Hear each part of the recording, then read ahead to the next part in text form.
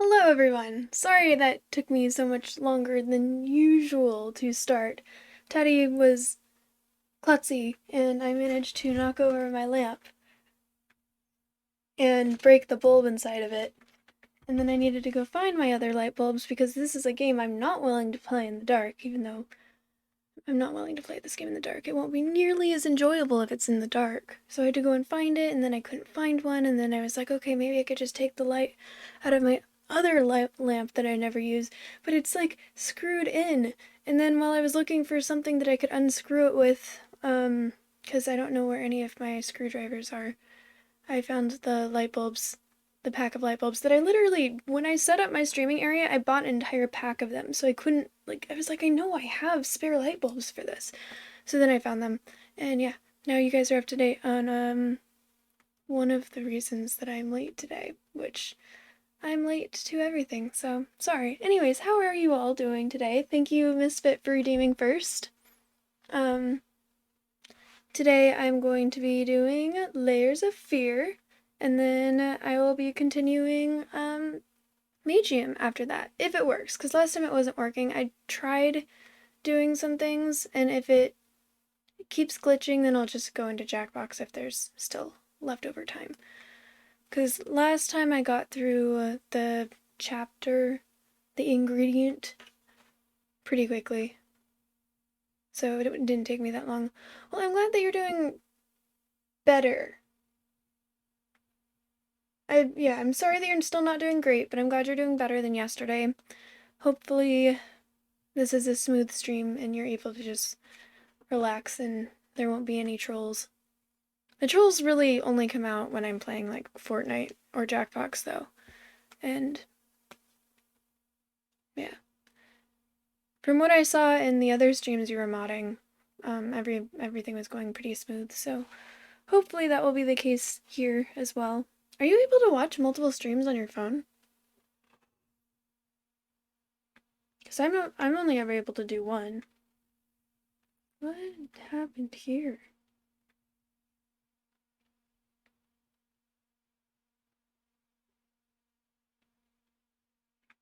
Okay, that's what I thought. So you just, and you don't have a computer, so you just ditched all of them for me. Because I'm the best, right? Okay, so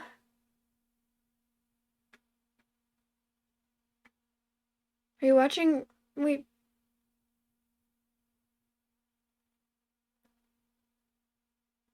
do people need mods? I don't really use TikTok, so I don't know. I didn't realize people needed mods on TikTok. Though I guess that does make sense since there are still live streams. But do people play games on TikTok? I tried to get into TikTok and I really just, it's so demanding. It's such a demanding uh program to work with.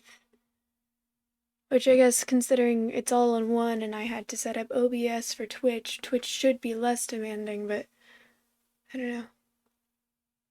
I guess I also just don't really like doing those sorts of things on my phone.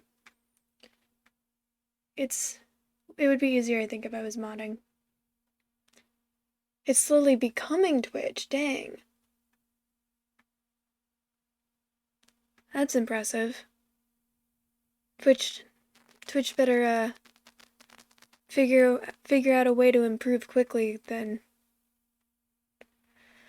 Okay, well, it also looks like my internet might be acting a little weird tonight as well, so I guess we'll just have to see how this goes.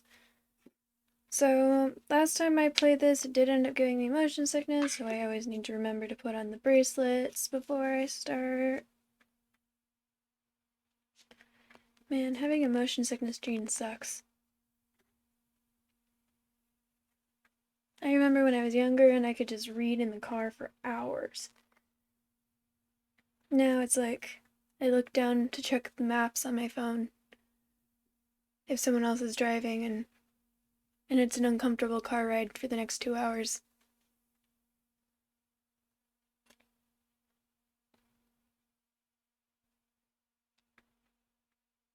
Okay. That looks good. And I'll turn on this one. Wrong one.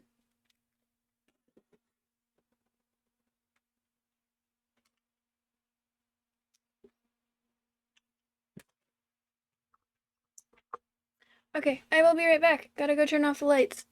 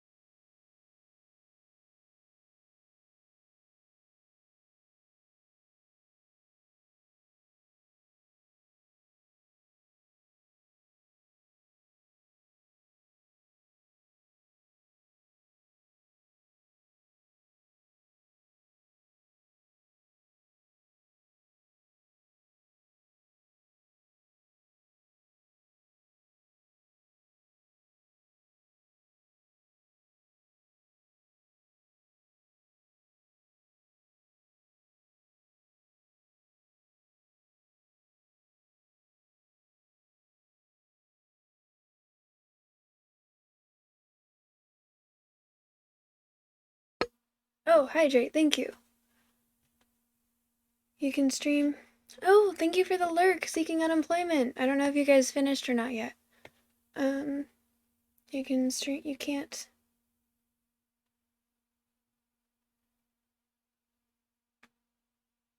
No, you can, and for mods. Makes sense. I mean, that's basically what mods do for Twitch, too. Isn't that the case?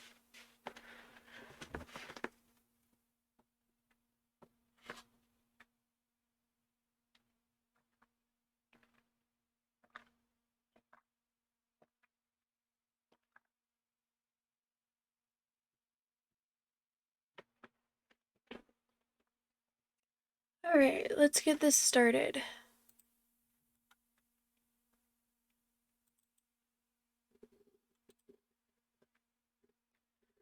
Going over to gameplay.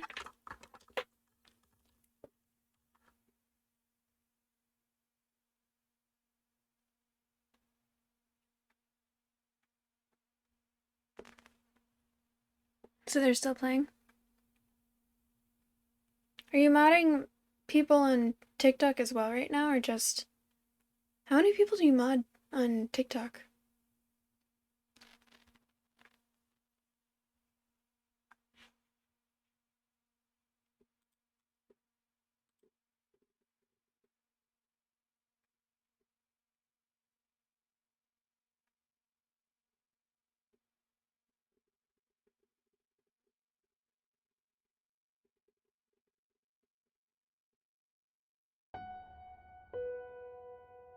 Oh boy. I thought I was ready, I'm not ready.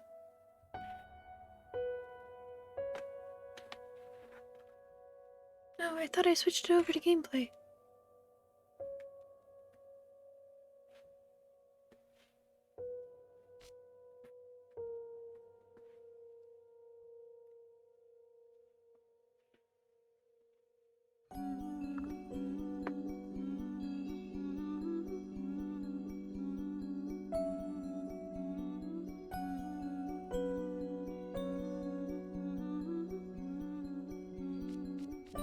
Okay.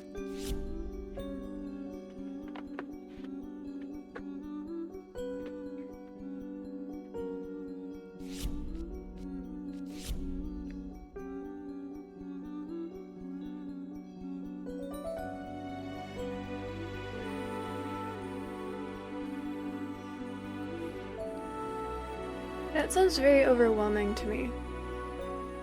Being able to hear both. Does that get overwhelming?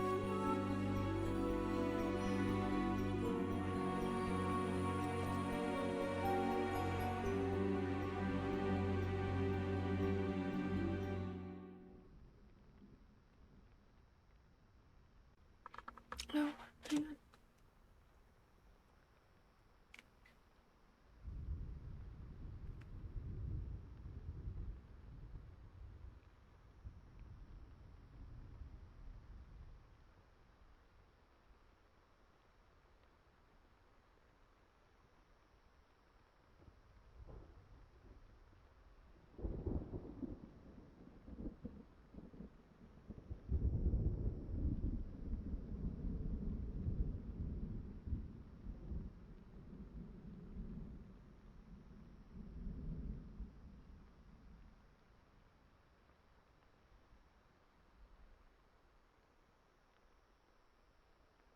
Oh, well, happy birthday to your friend from some random girl you mod on Twitch. Oh, jeez.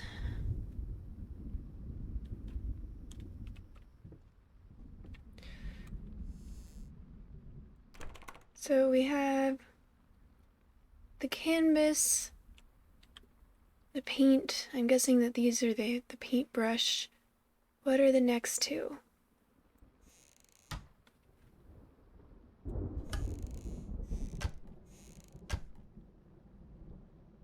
Yeah, if I could just keep that there.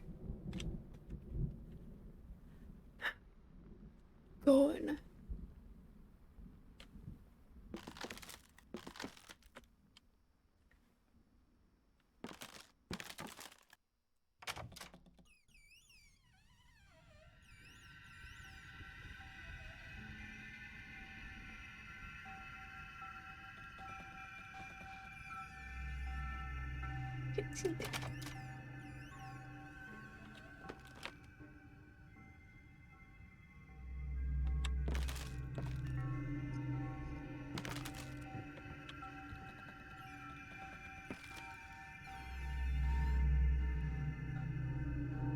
Love the lighting change.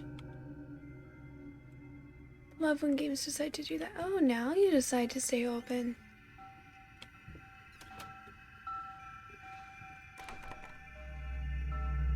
Which way should I go?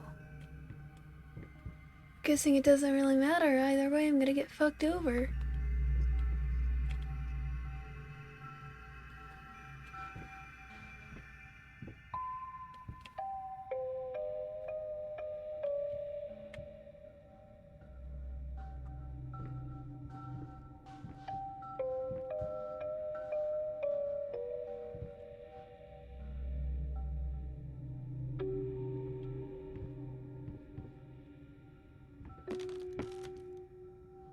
Oh boy.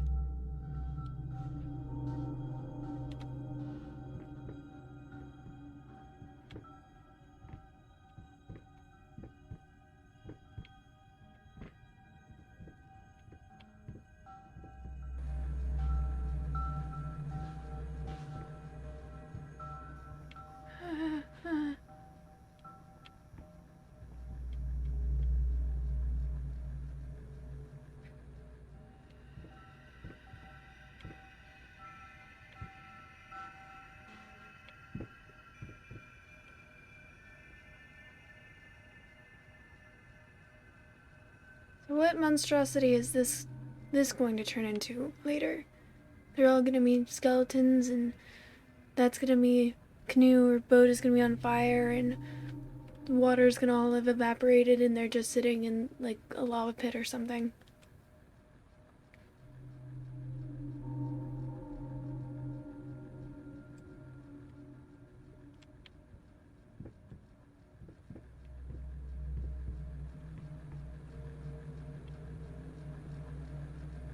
Oh, and there's a door now.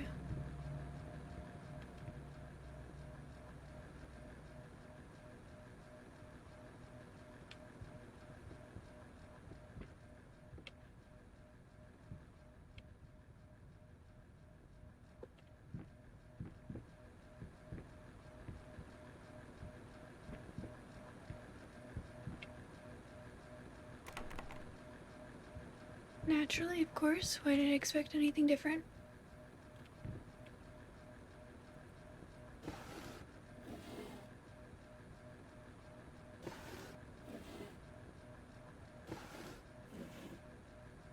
Something scary's gonna be in the last one.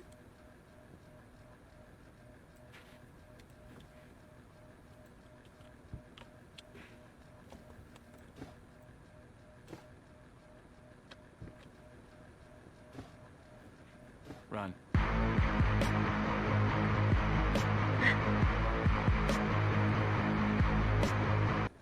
Good one. Okay, why aren't you... Last time I did this, it wasn't...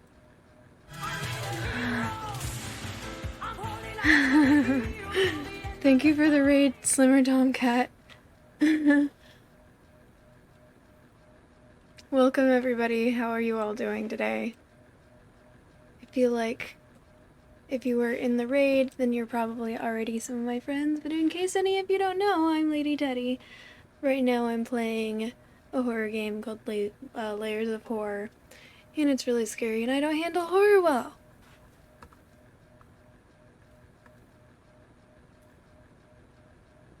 Oh, so currently playing. Wait, no. Yeah, thank you for doing the shout out there.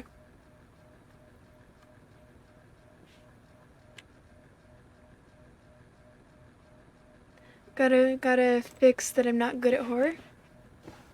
Or gotta fix that it says that he's still streaming? Why won't you open?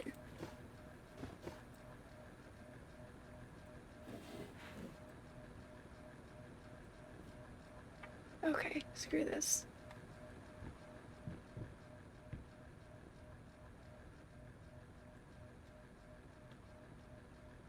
Love it. Wait, there's a door here too? Okay. Holy shit.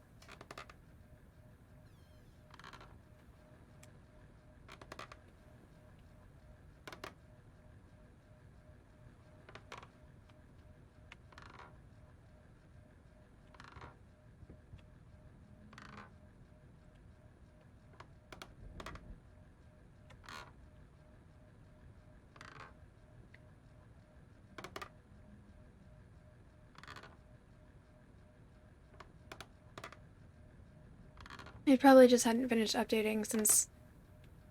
where the fuck are you?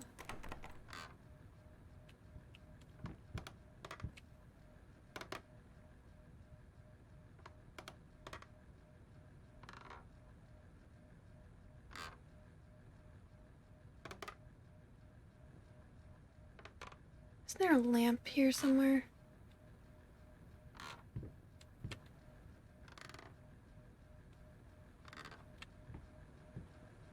Oh, come on.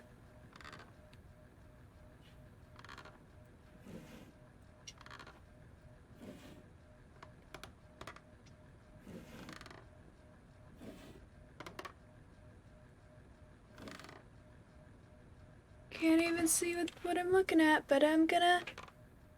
Not gonna stop me.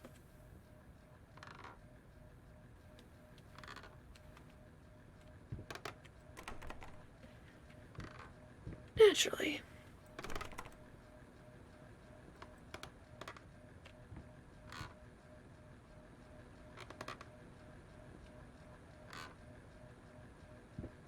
Going in circles. Yes, that is sort of what I was feeling.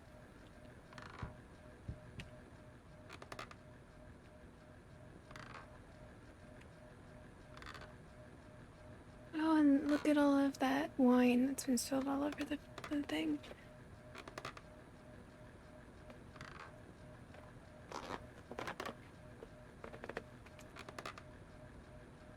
It says was last seen playing.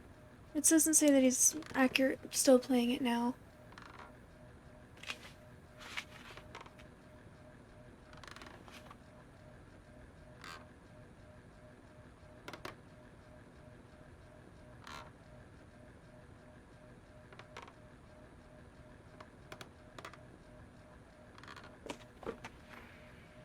Okay, let's go.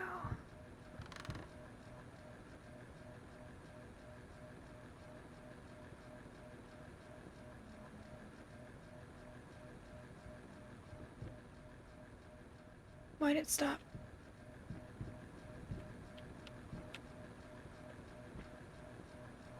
If I just keep walking, do you think that...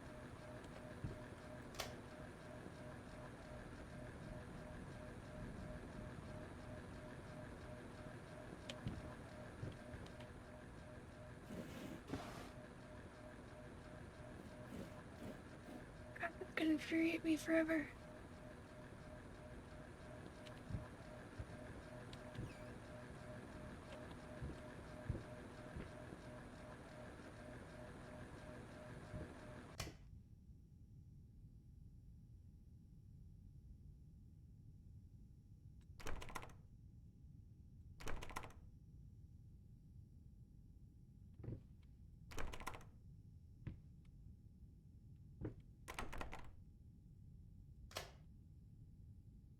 easy to forget drunk. Delirious. Oh no, time, not yet.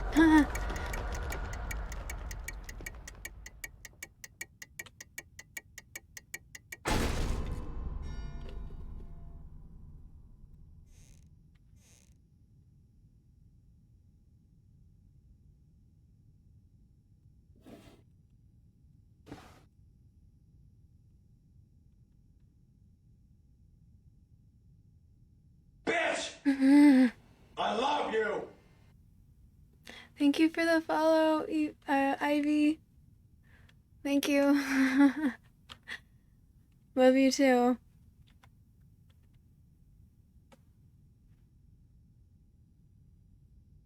Get it right this time.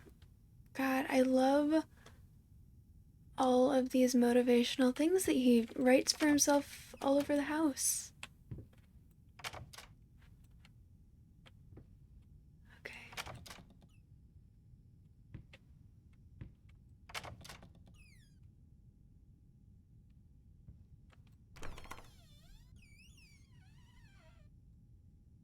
Okay. Shit.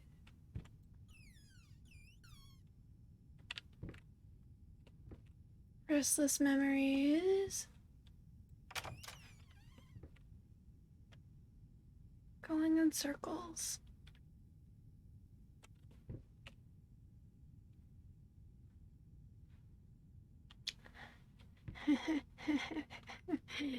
Looks like this guy's having a bad time. I'm not sorry.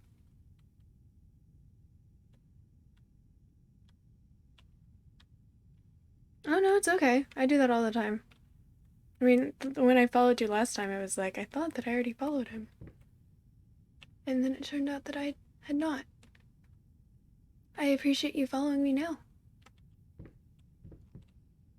Okay, what is the one that has, like, going in circles? It's that way, the door's over here, so I will go out this way.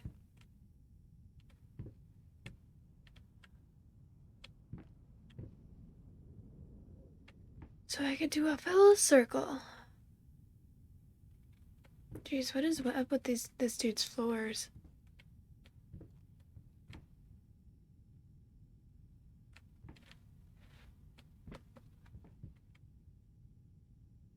Okay.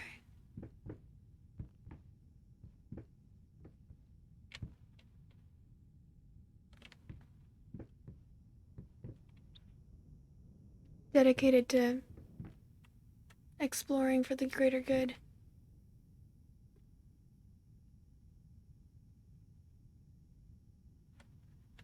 Okay. Restless memories. Let's go find them.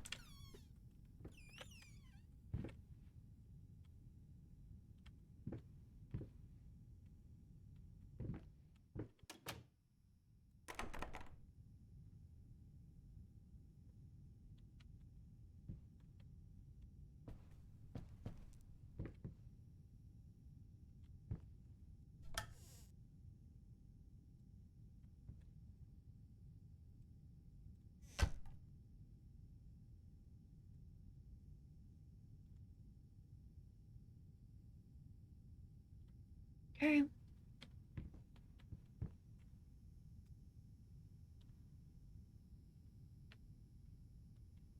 Nice. Looks like a family, home photo.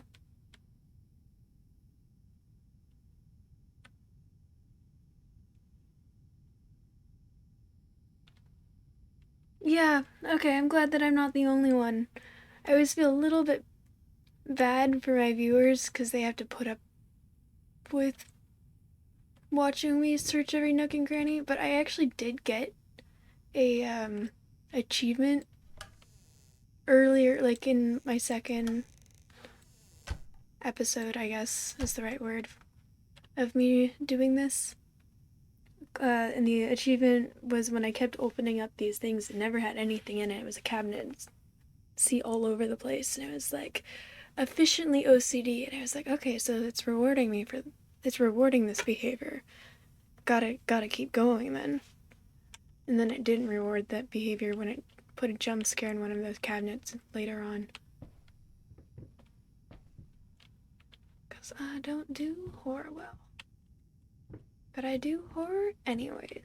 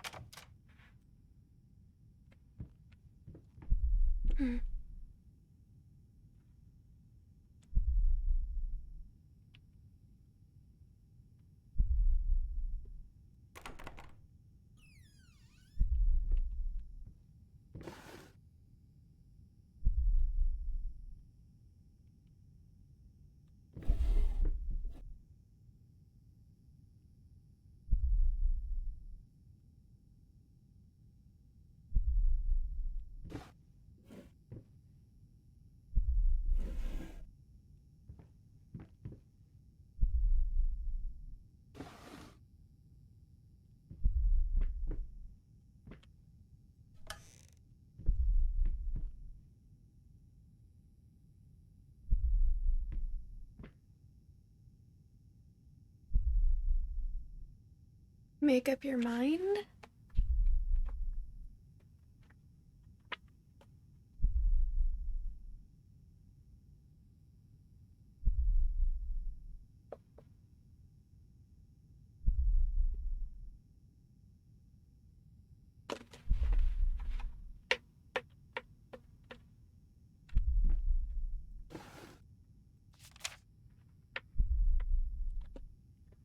June 17th. He's on about the damn rats again. I don't think I've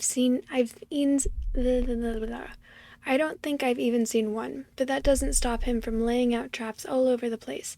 He claims he can hear them in the walls and that there must be hundreds of them. God,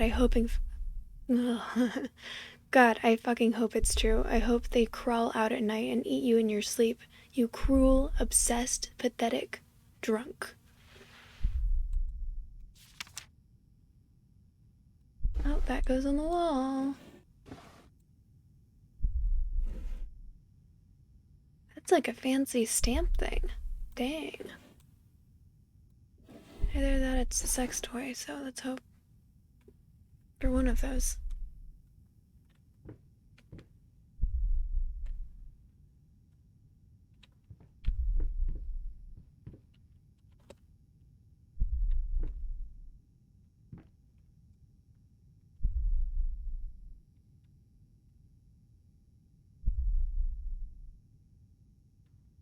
I think I was there earlier.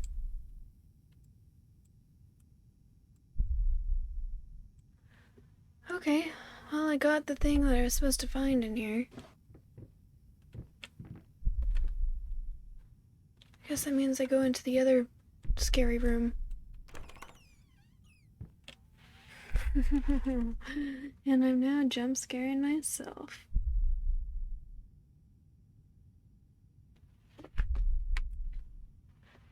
Hang on.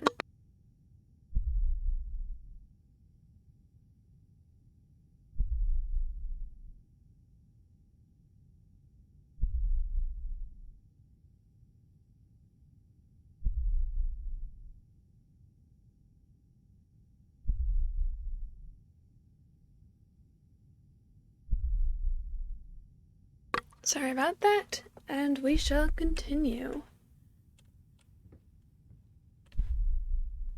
God, I love.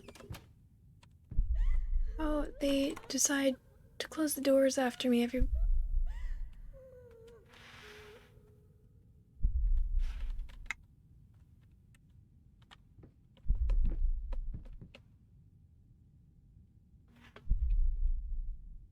She seems nice.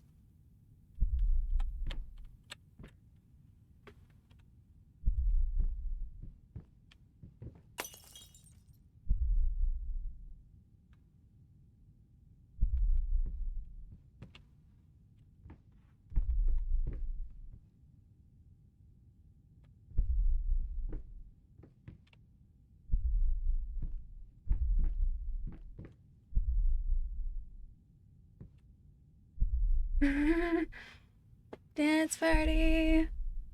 Hey Kev, how are you? Thank you for joining.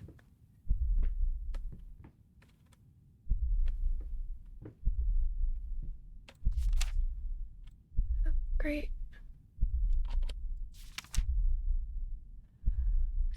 I don't like it. Oh, she's still there.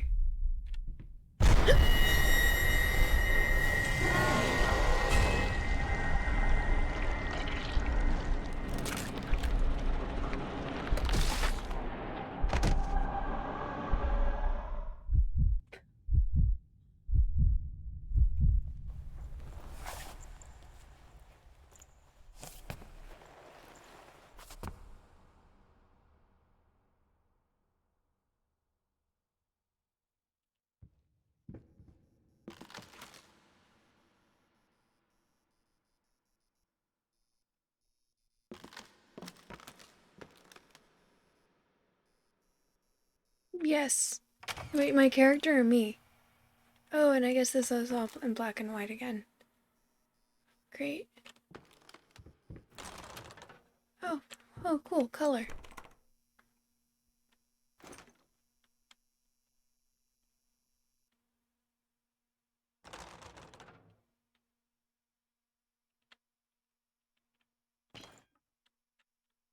It is, but it only works like half the time, and I might have to... You know that when you said shout out, it did work, right?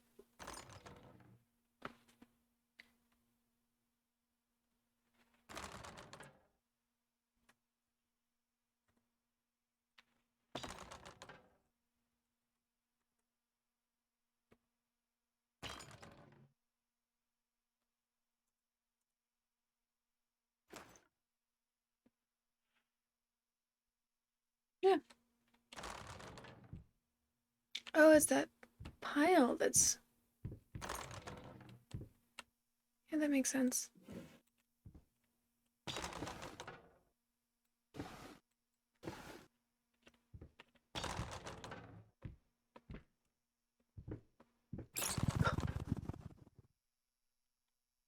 Oh, and there's a key. Great.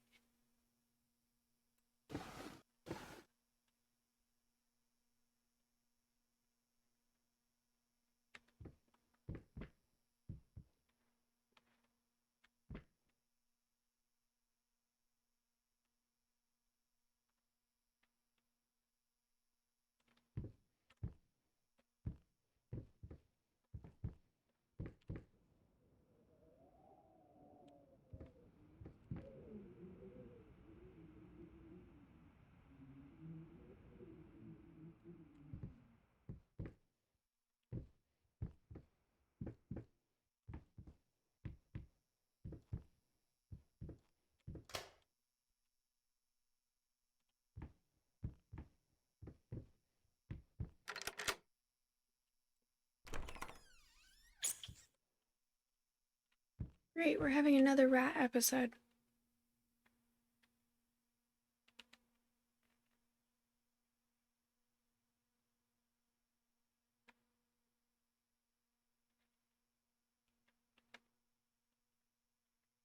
Slim is basically everyone's Twitch dad, with the way he works on this community. Let's be real here. He is best dad. Twitch dad.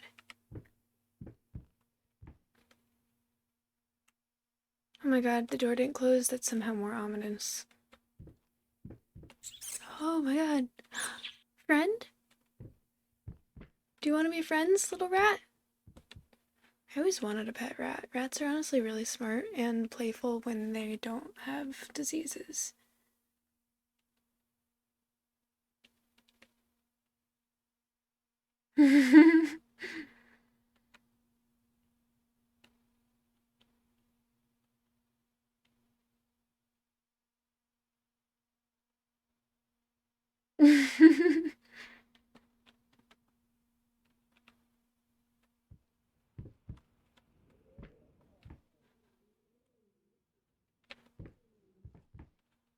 Bitch! I love you! The Noah Constrictor, thank you so much for the follow. Shit. Why?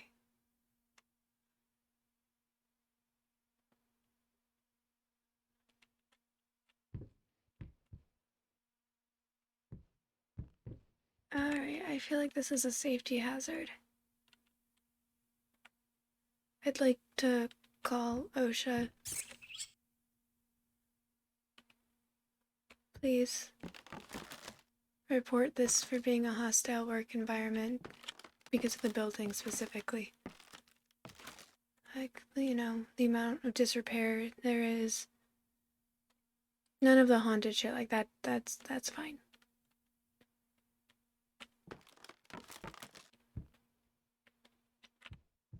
Oh, I could see into the room below.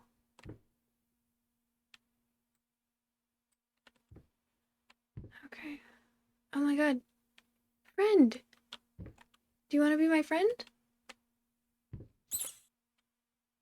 Oh.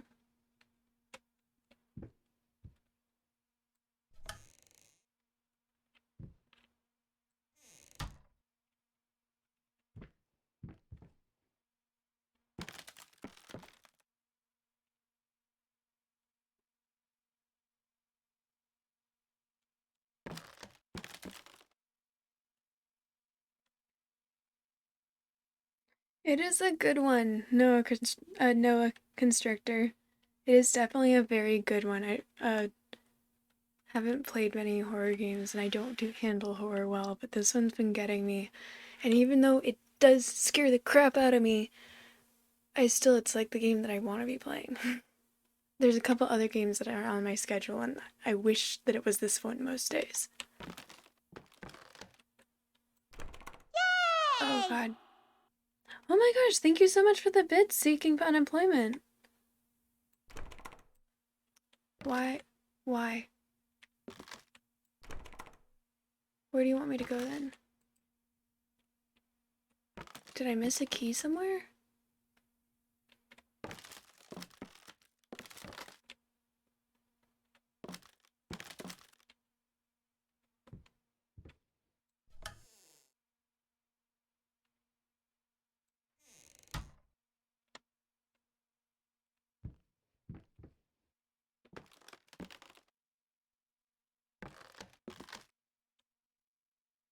I feel like the likelihood of me missing a key is not normally very high, since I normally find the things they want me to find later on accident with how thorough I am while searching things.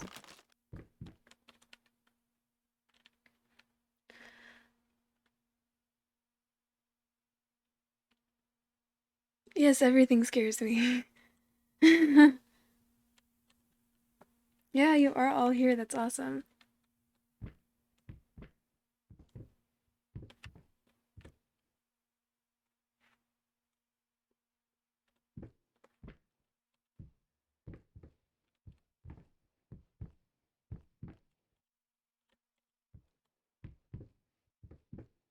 Why, is this a glitch, or is it not letting me go back?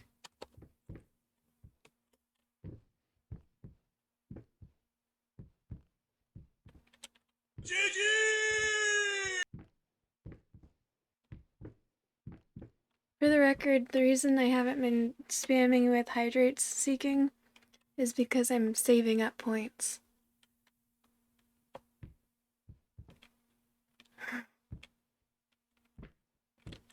Okay, so this is not.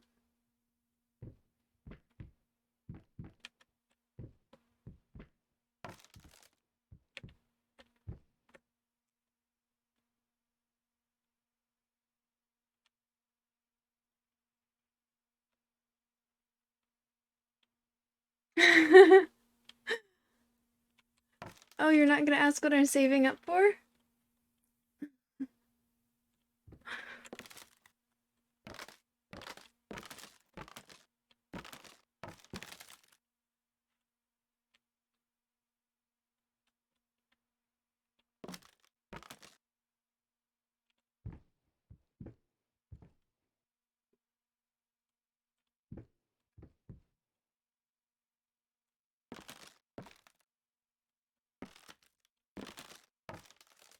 This is the only thing I could be thinking at this point, is that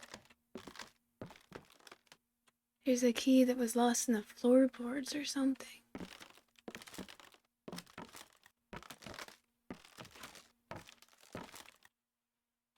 I don't know, can I knock this over and set it on fire? Oh, that's... Oh, it's right there.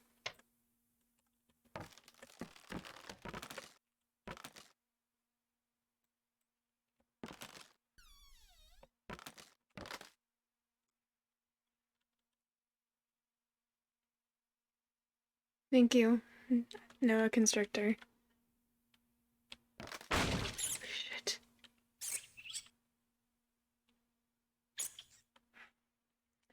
I've seen that before, but I hadn't seen it in a couple episodes.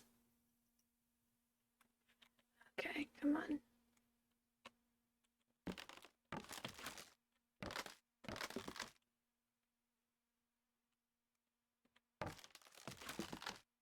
Oh, and it's getting all narrow and cozy in here. Love that. Love that so much.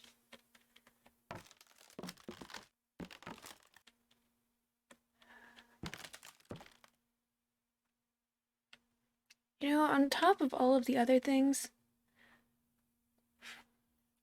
safety-wise and all of that, I just gotta say, like, leaving all of these candles around makes things a little unsafe. Whoever's managing this house should really, like, look into how to not burn their house down and make it a welcoming environment.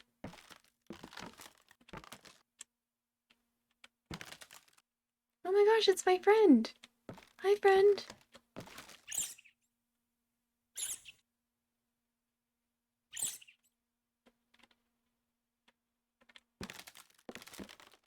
They made a mistake by letting me look this rat in the face. Step 1 and Sue, yeah.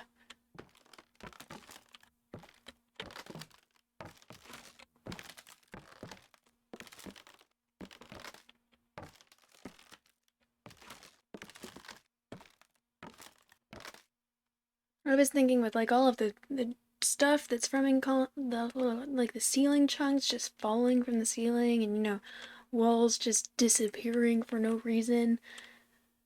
Someone needs to call OSHA quickly. Like soon. This shit's not okay.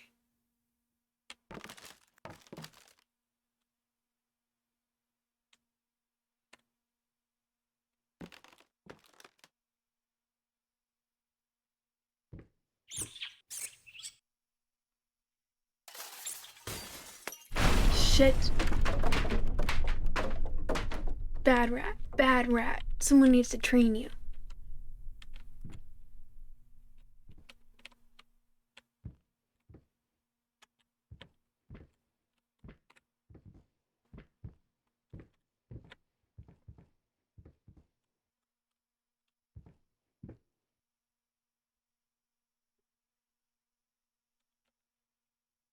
Gotta say though, a lot of this looks like it was deliberately set. Cat, dog, rat. 1, 2, 3, 4, 5, 6, 7, 8, 9.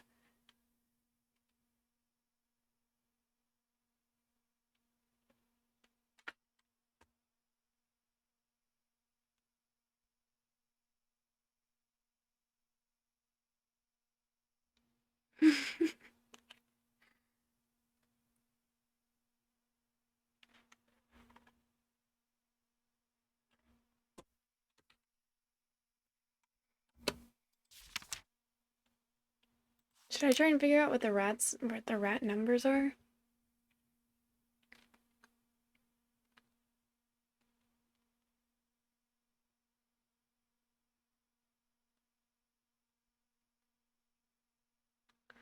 It would be easier to do it this way.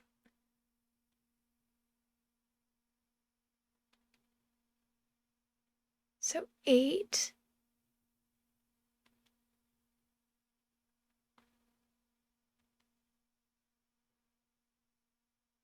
So 6, 8.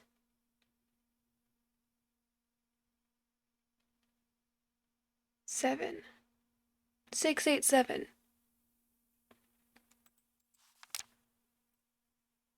In case it's ever relevant.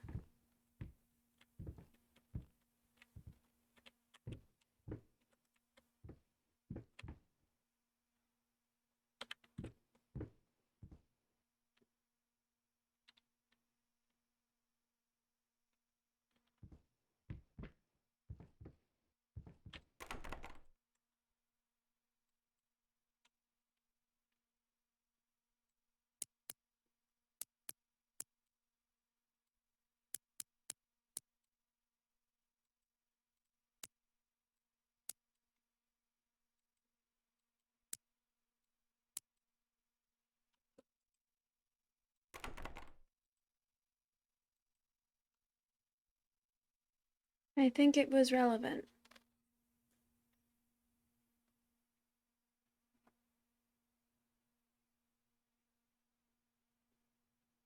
A 6,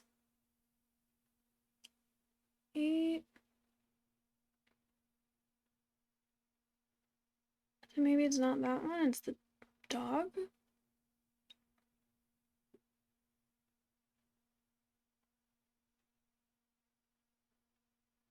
This is easier to do on the computer. It's not like I'm going anywhere.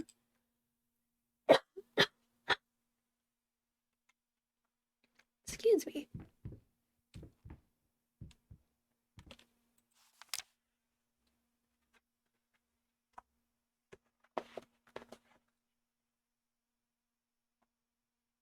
So rat is 687.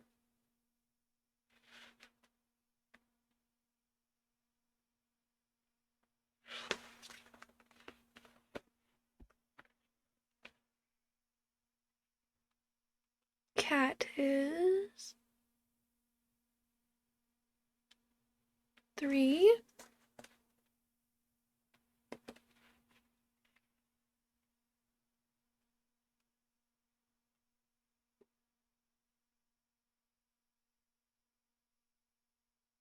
Four.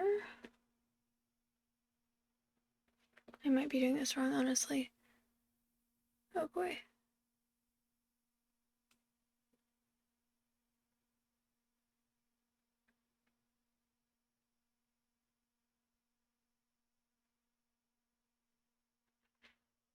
One. And dog is, just for good measure,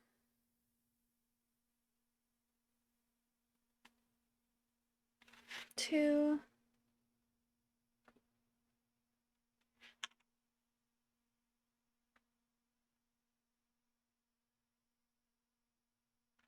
5.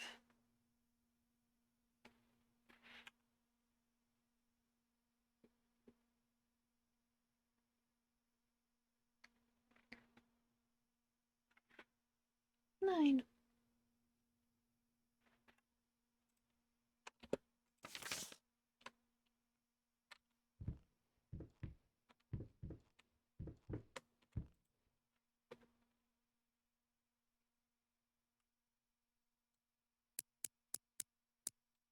Three.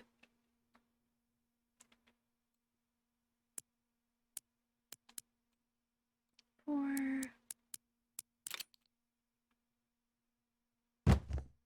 So it's the cat one.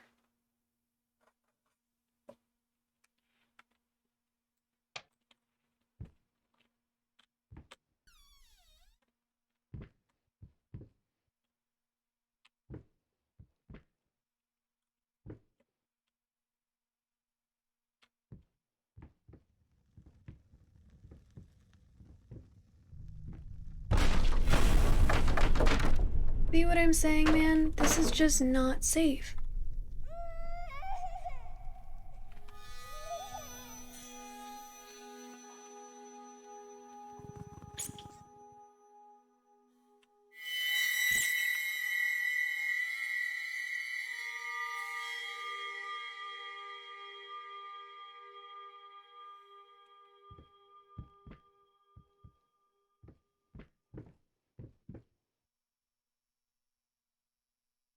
Which way, guys?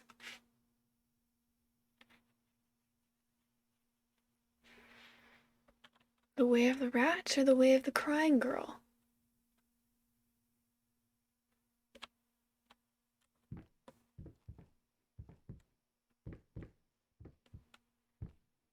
The door's already open. Love that.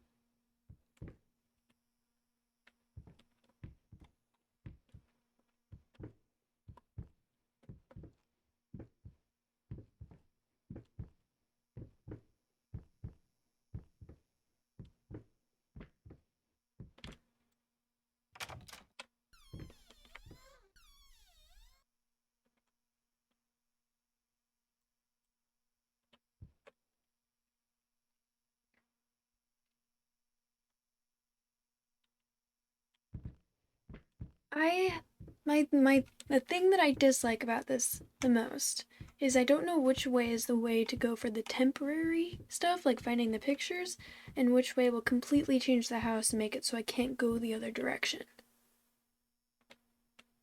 I feel like that's what this one's gonna do to me. Because I want to see everything. The house decided to explode and ceiling and rats and yeah. That help?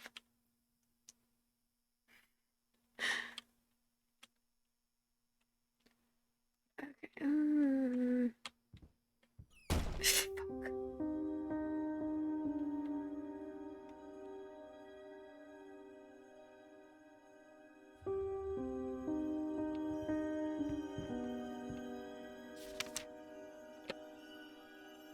July 19th. Judging by the silence that has now fallen over the house, I can safely assume that he has finally passed out. Undoubtedly, surrounded by empty bottles and tattered pieces of canvas that have become his preferred bedfellows. Every time it happens, I pray it will be the last. I pray fervently, passionately. Our Lord in heaven, let him crack his head Our Lord in heaven, let him crack his head open and the rot spew out. Let him cut his wrist on the glass and the red bile flow. Let him choke on his own vomit, so that we may all find peace. For if you don't, one day I will find the courage to walk down the steps and end him myself. You of all should know it's not the lack of will that stays my hand. Amen. Oh, so they do lock me in either way? Good to know.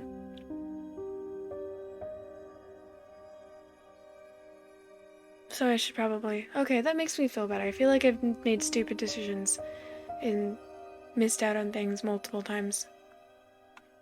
So I could play again? Okay.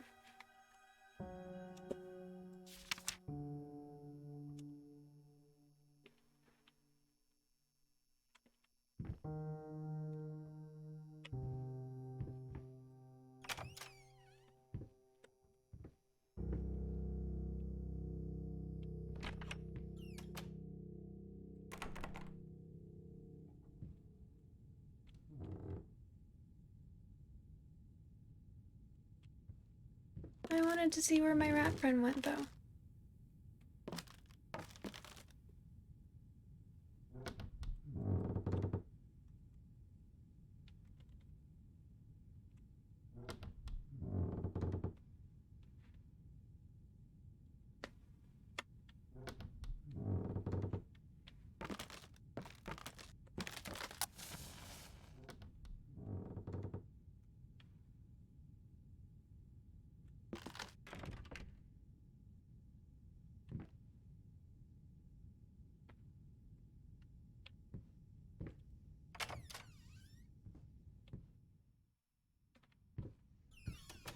Mm.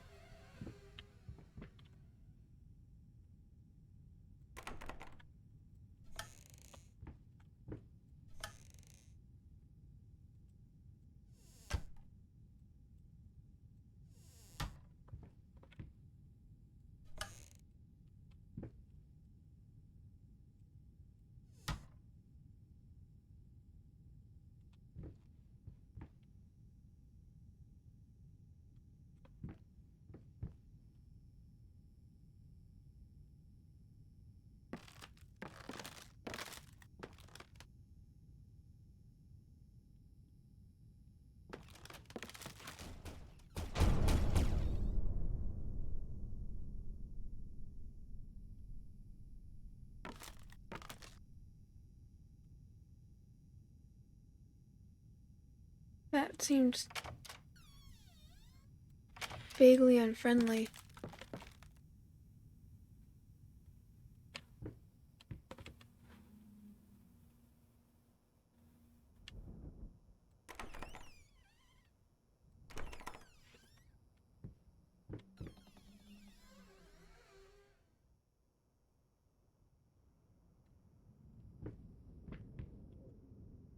Oh god, the clock.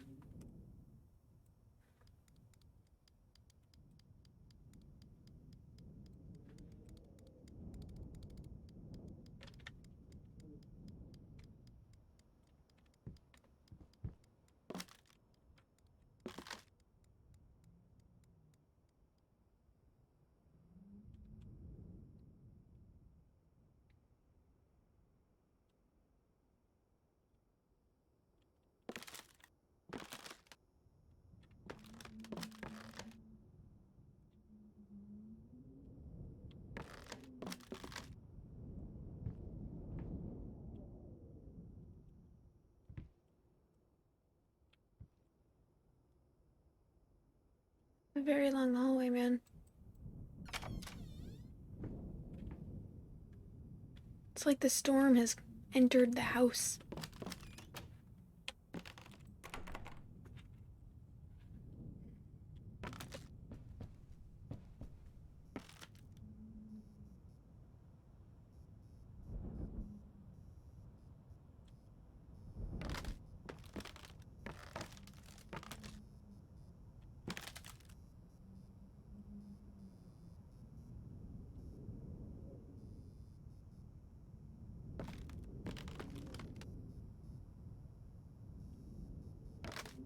Someone, has done injustice to this tree. March 23rd. It's been a while. It took me 6 months to be able to hold a pen again. 6 long and painful months. But I finally did it. It still hurts, but the pain is just bearable enough for me to jot down a few lines. The things we take for granted. Wow, that's deep. I think I better rest some more before I put ancient philosophers to shame.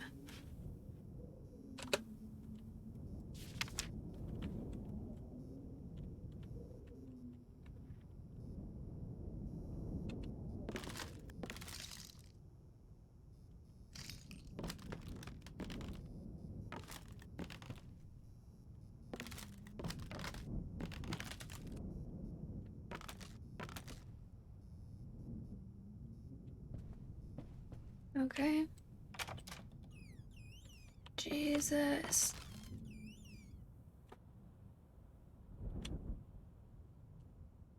Honestly, kind of a cool vibe, though. Like, I strangely like the aesthetic.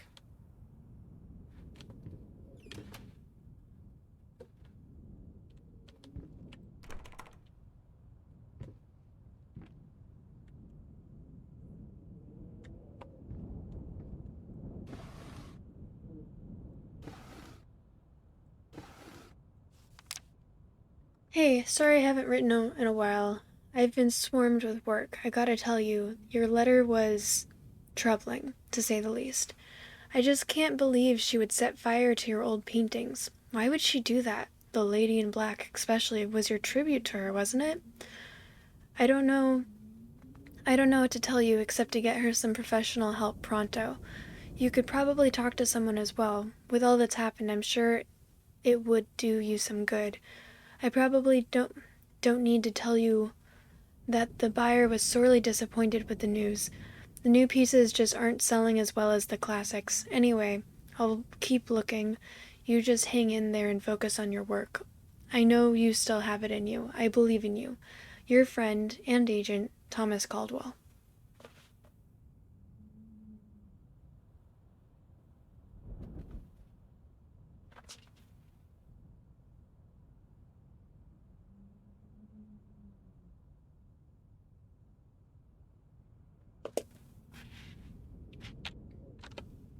I don't.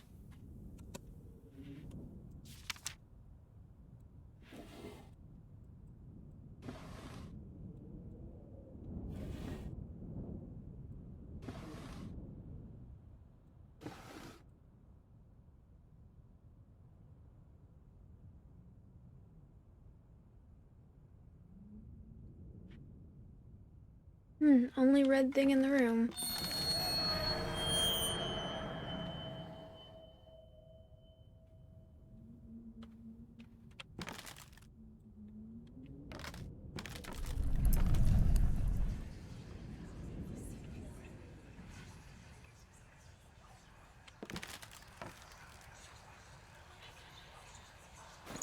Fucking mutt won't shut up! Hey! I can do that too! See? But can you paint? No? Well, that's alright. Neither can I, apparently.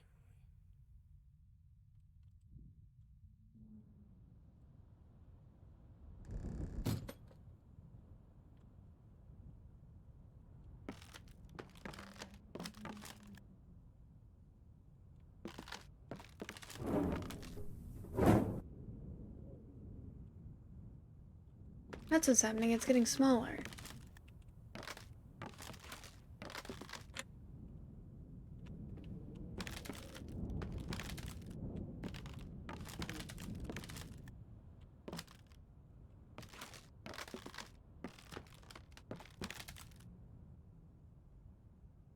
Right?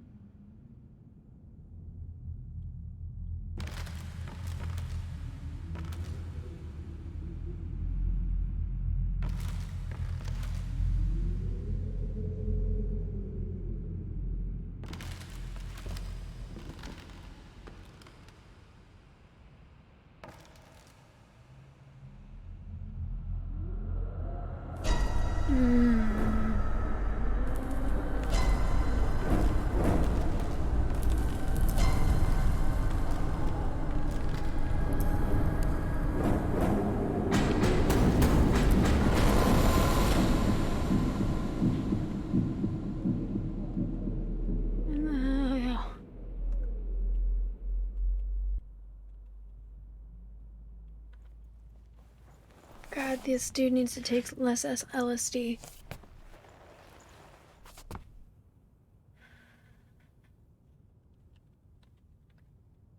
I know that he's having some inspiration problems and all, but someone's gotta tell him enough is enough.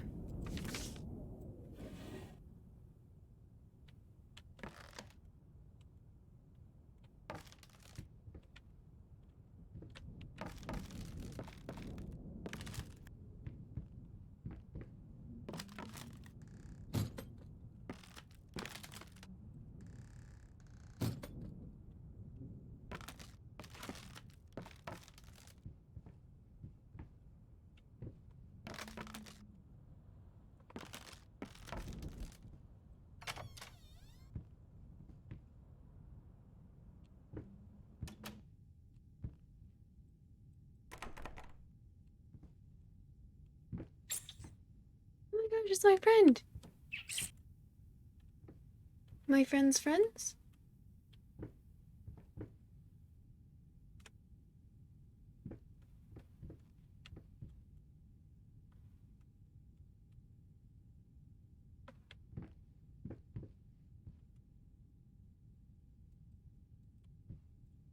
Do you think it's locked?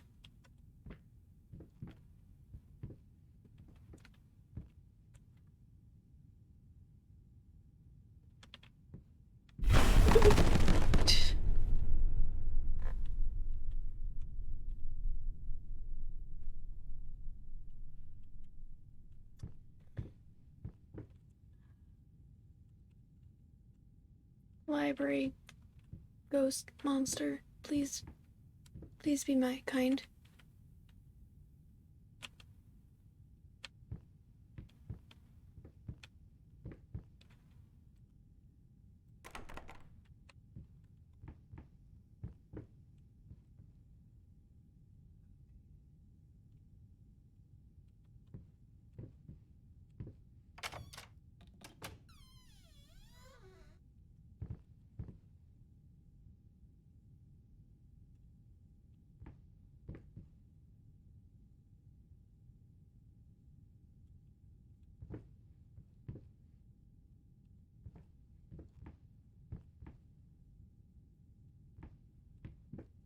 Okay, so there's a painting or something in here.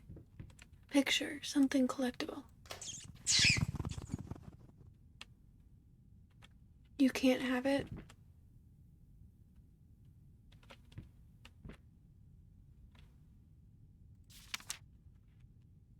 Canvas crawlers, mass of pulsating fur, poison to paint, fire, final solution. Heard that before. Final solution normally isn't the final solution after all.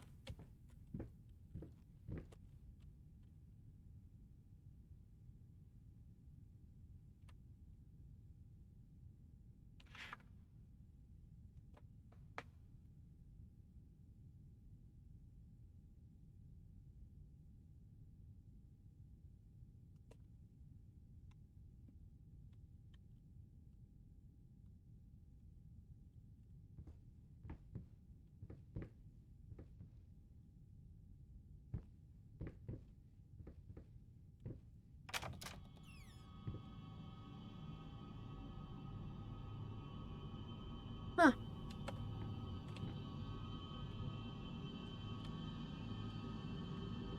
Is it all worth it?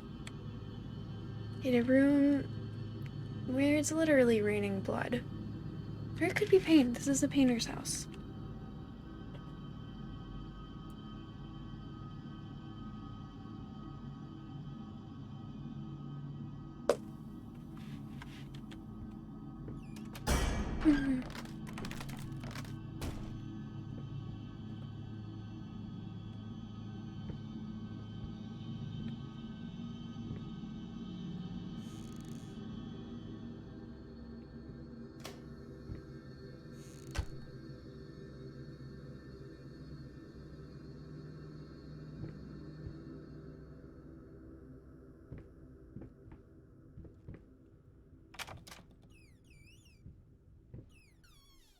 What the actual fuck?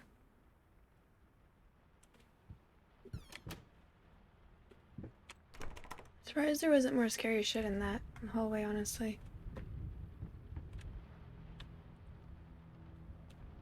Like that, a wall that's actively bleeding.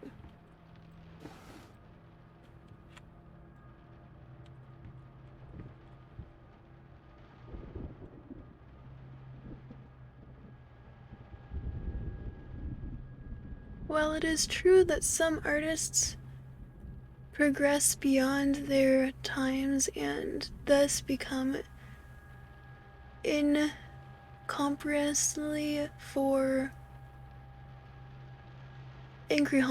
incomprehensible for contemporary critics, it is my opinion that this simply isn't the case.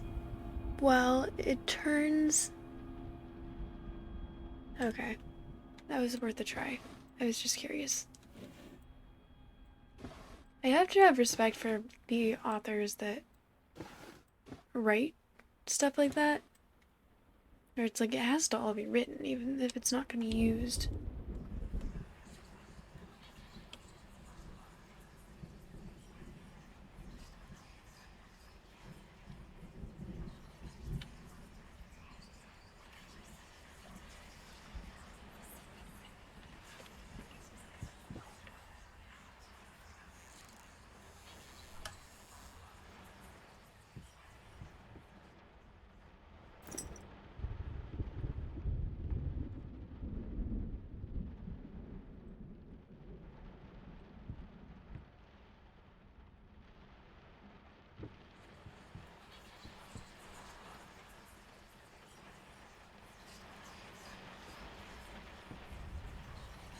Hey there, princess.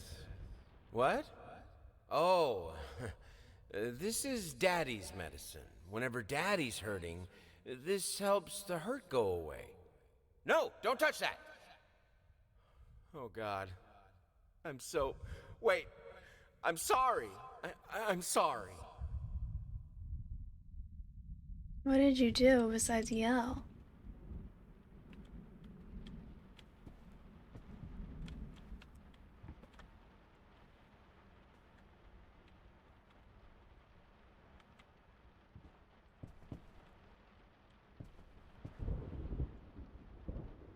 This place is so fucking weird. Okay.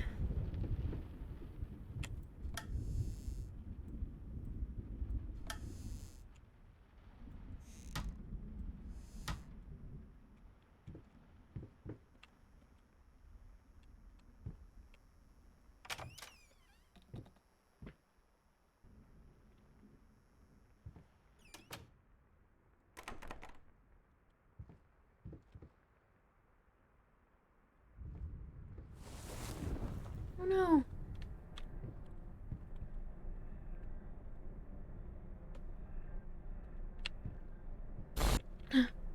Don't look back.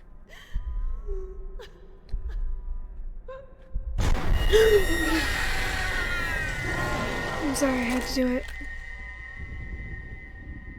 I don't follow instructions well.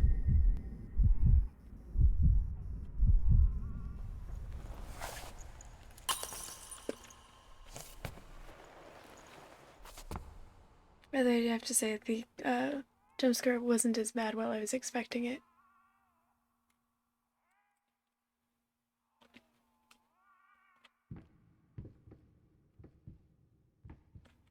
Oh no. Okay, I think I actually lost an opportunity there. Shit. Because it took the handle away.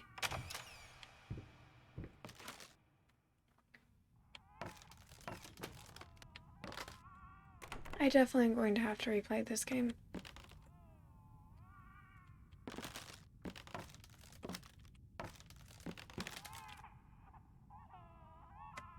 Old-timey handcuffs. Always fun.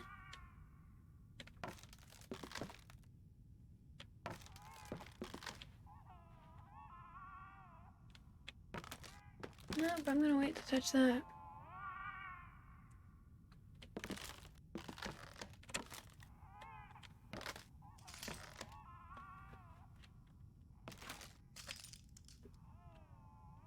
A little pain goes a long way. The fuck does that mean?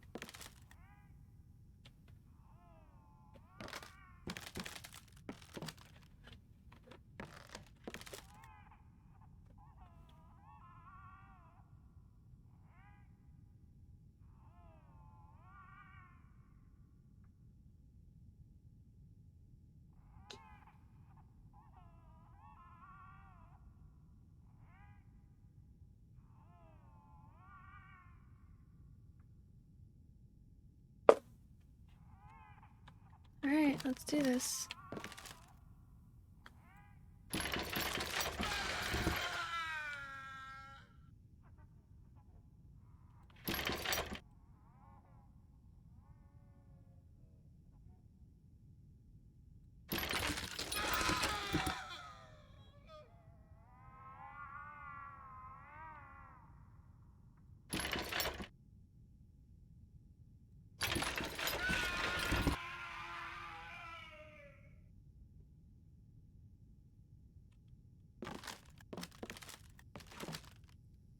Hopefully, whoever just grievously injured is okay.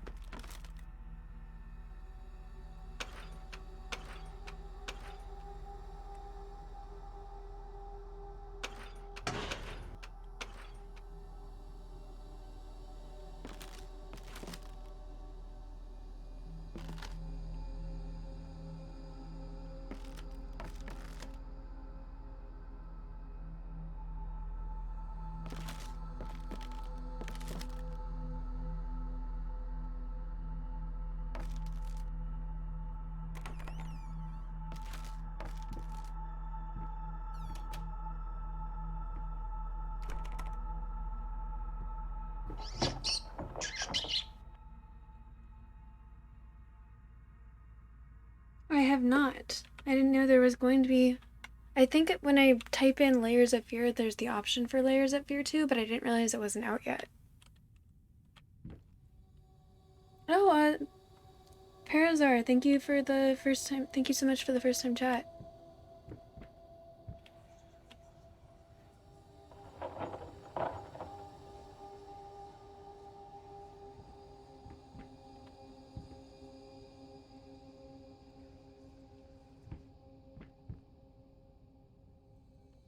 wish I knew Morse code, because I feel like the lights that flicker frequently, like...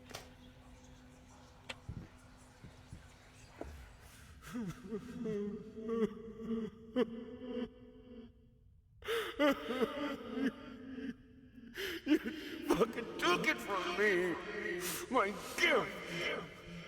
I want it back, you hear me? I will bring you back. Drag if I have to. I will make it right, honey. I promise. I will make you right. What's the second one about? Is it about the daughter or the dog? Or the rat?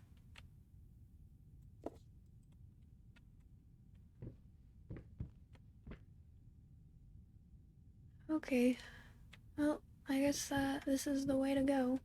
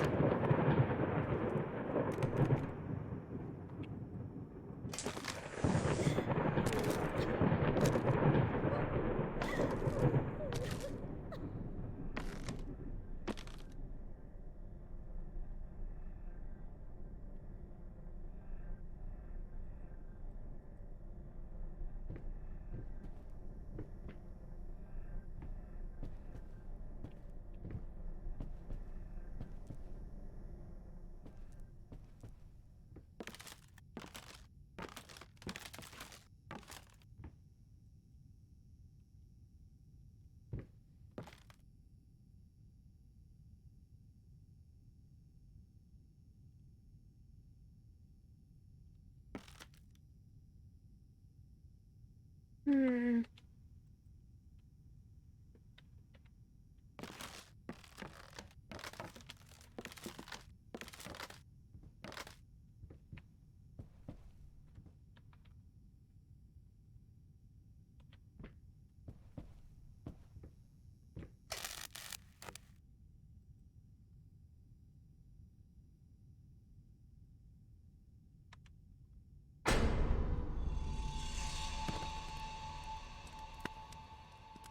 Yep, that sounds about right.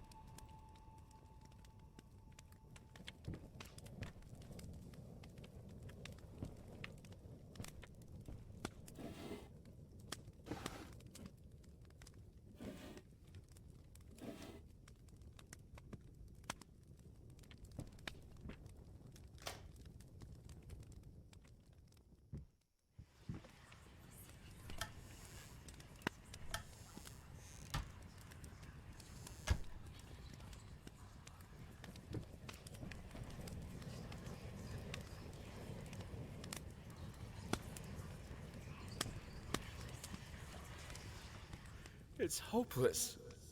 I just can't take it anymore. I might as well try to paint with both of my arms broken. Oh shit, don't do it. Don't do it! Explains all of the really creepy shit that he's been saying about his painting until now.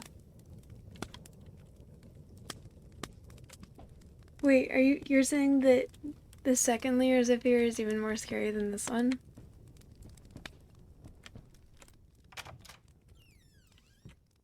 Oh great, we get to go into another layer of the house again.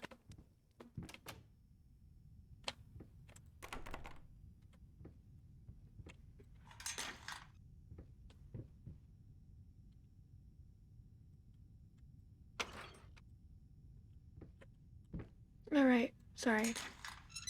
Sorry, Osha. Had to...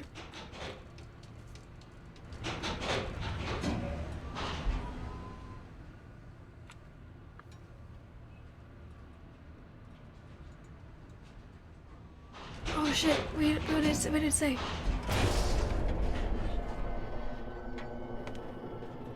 Never something?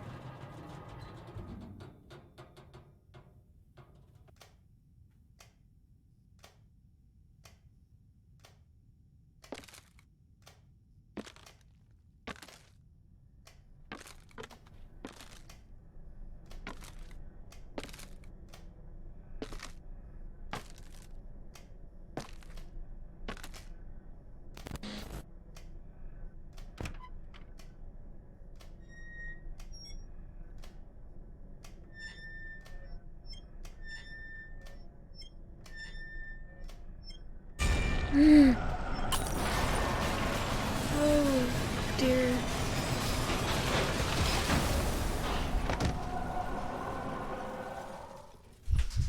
It's my wife.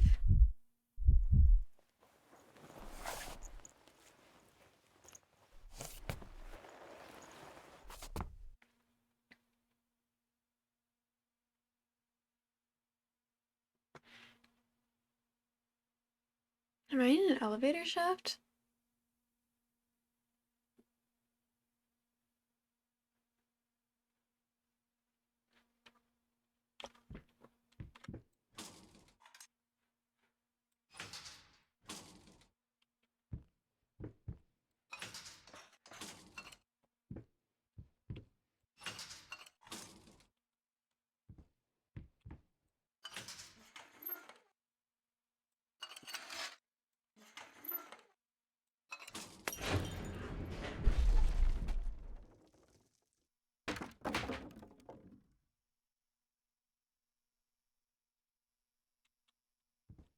Oh, it's a different chair.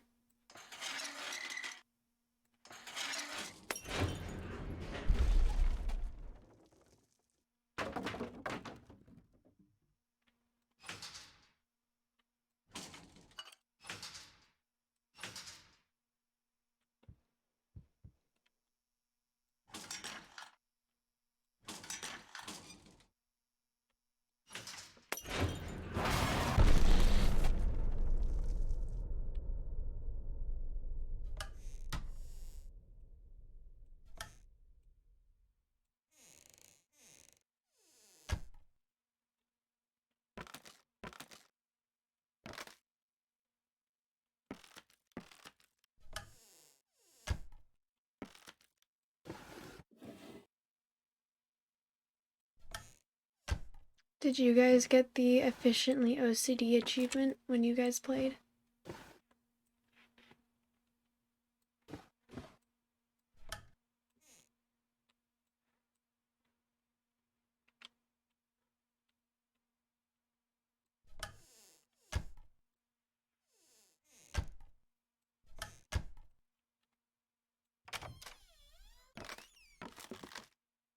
She's got long arms.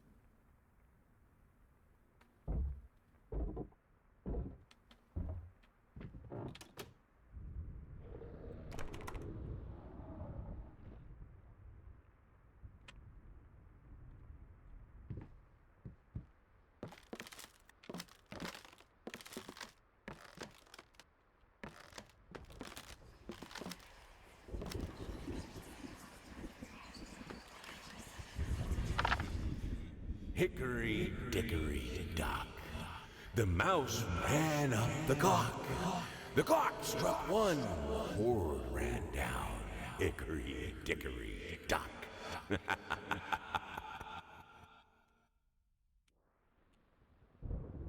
you watch other people play scary games?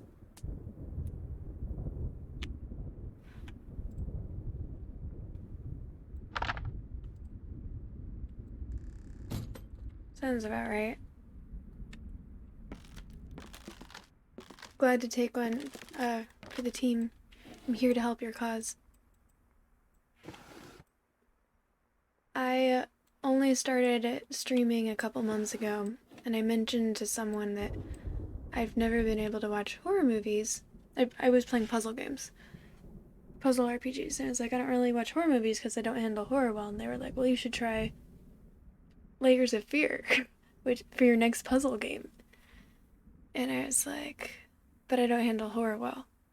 And they said, exactly. So here I am.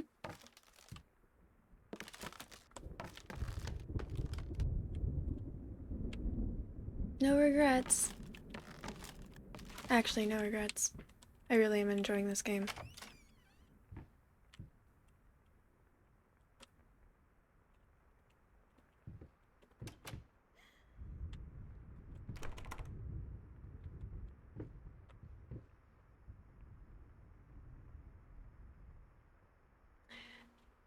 Yeah. If you have any other recommendations, I have a list on my phone, but I'll add it because it seems like you have good taste.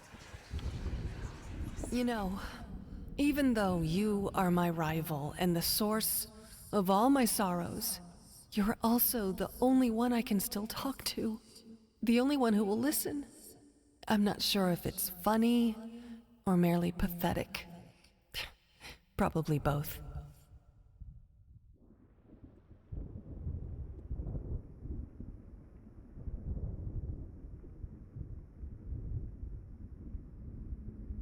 They put a lot of effort in animating this.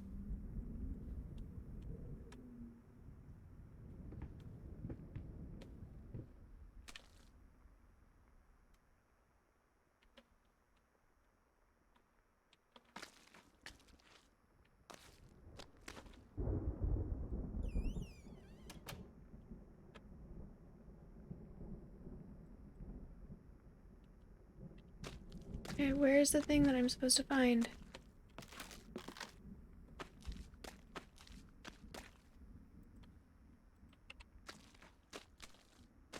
There's a painting or a piece of drawing or a picture.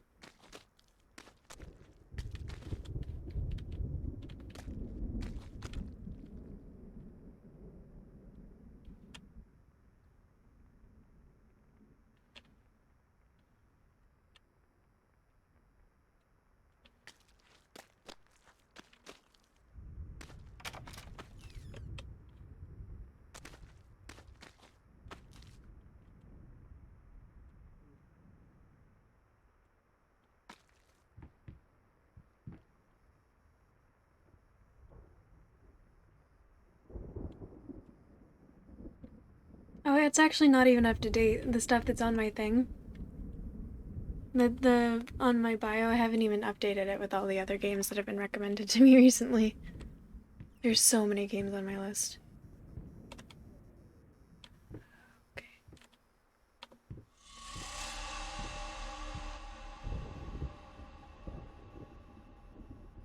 Gaseous LSD. Noise.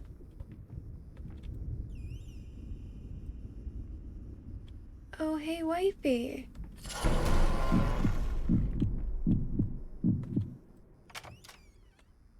Oh, boy.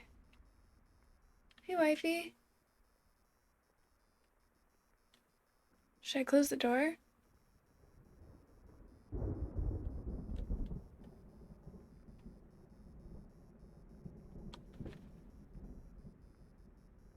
Every time I interact with her, she seems to, like, kind of fuck me up.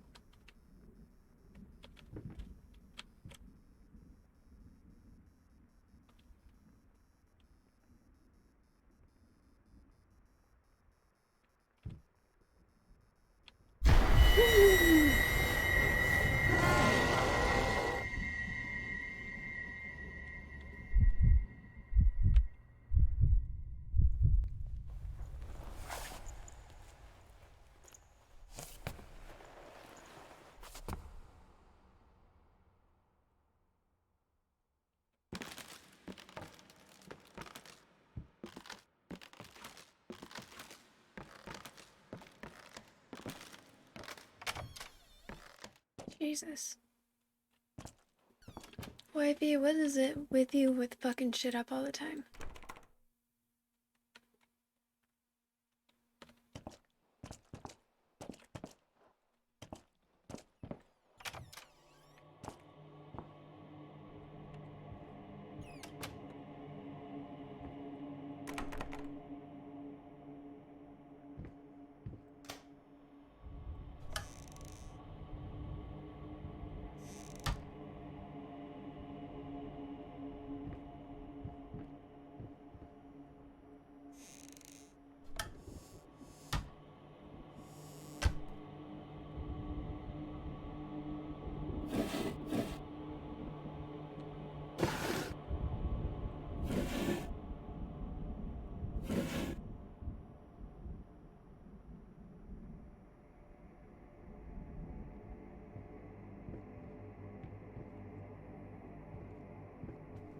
So whatever it is, the ingredient.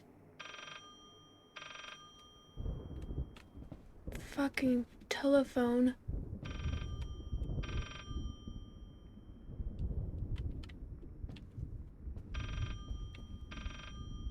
Yeah, screw the phone.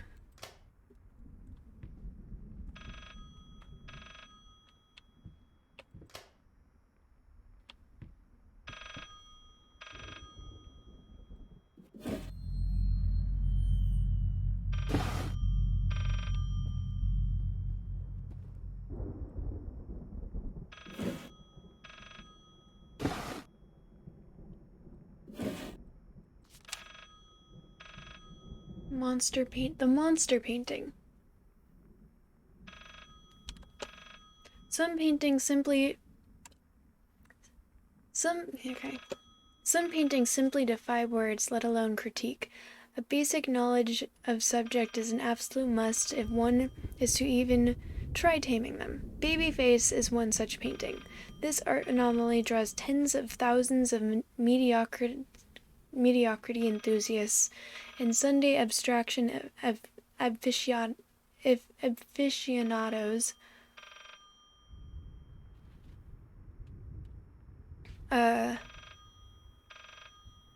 In reality, it looks like a result of a week-long art marathon and of a not very well adjusted painter locked in a dark basement. Leaving aside the horrible execution, the painting excels in a hideous... Okay, great.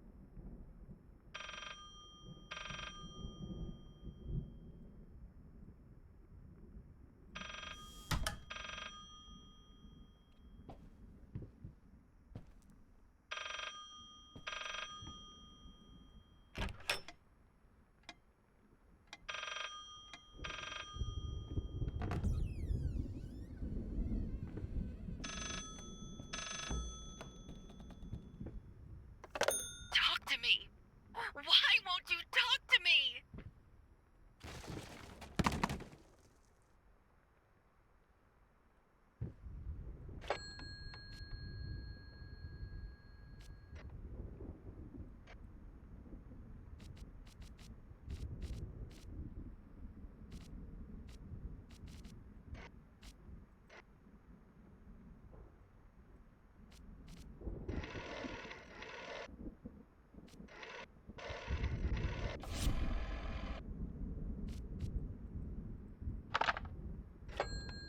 So it's...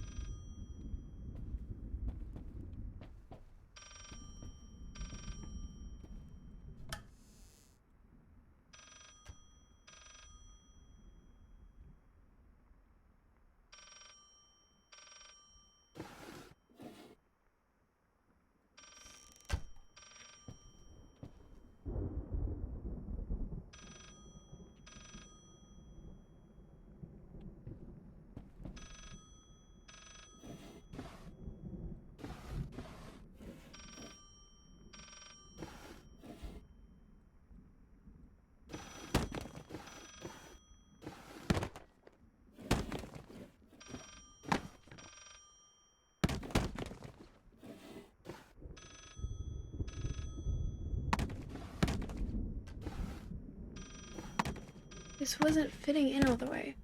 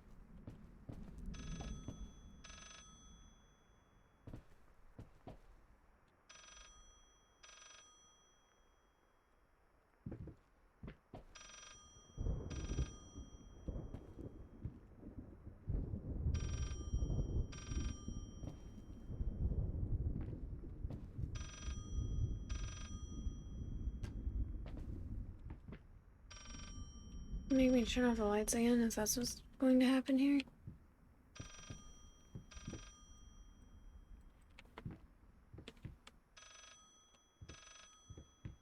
Fine.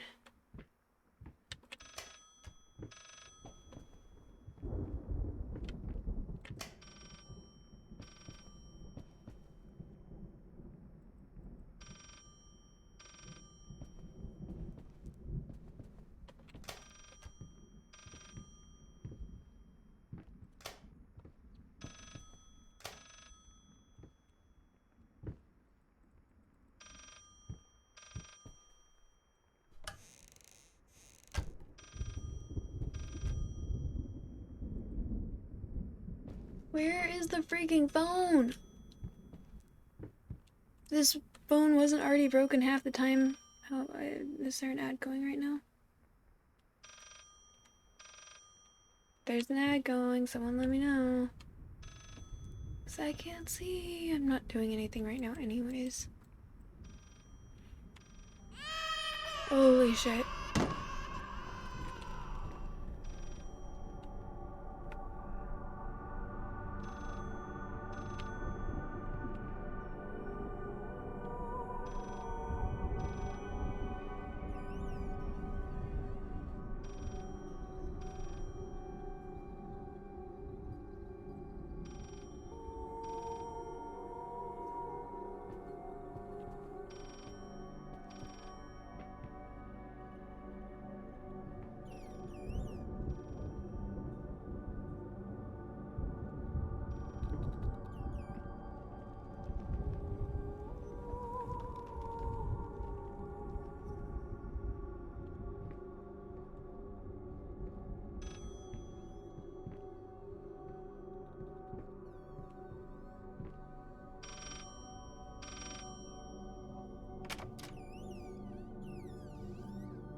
Oh, this makes sense. Oh boy.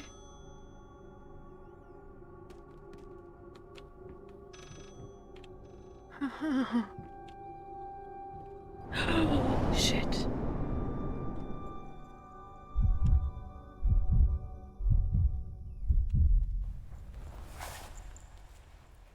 Come on, man, you can't even jump. You're just gonna walk off.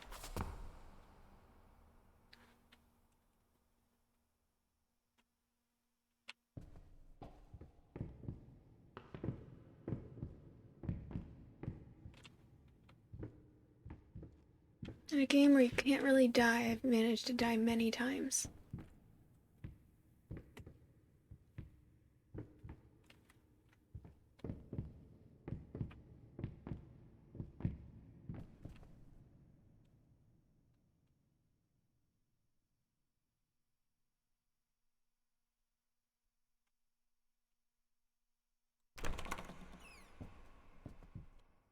Why do I get to do this again?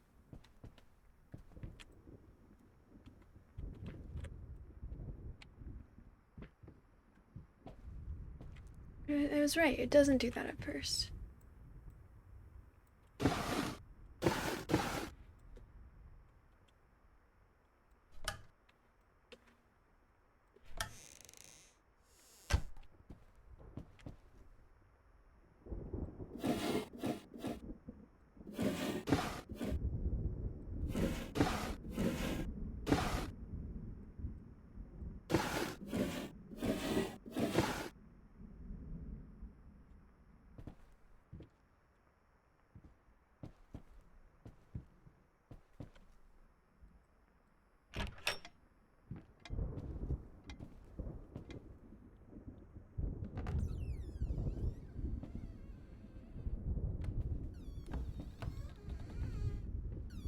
I've got another chance.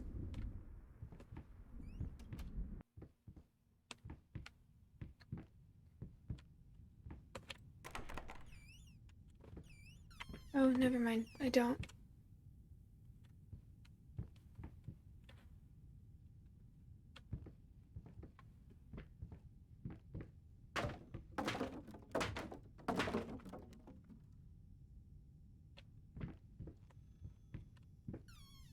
Or do I?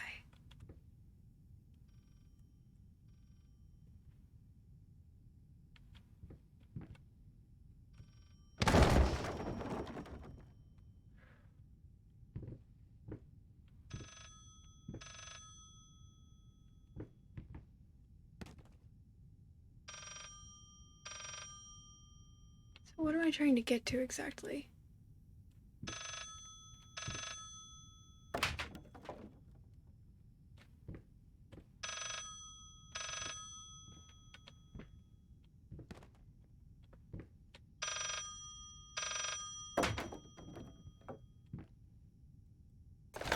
You promised!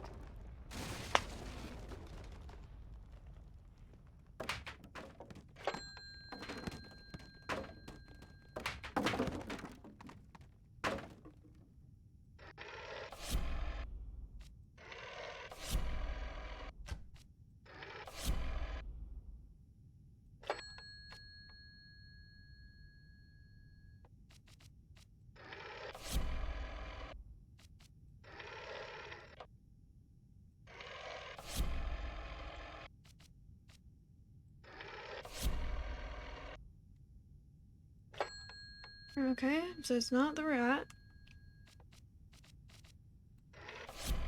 3, 4.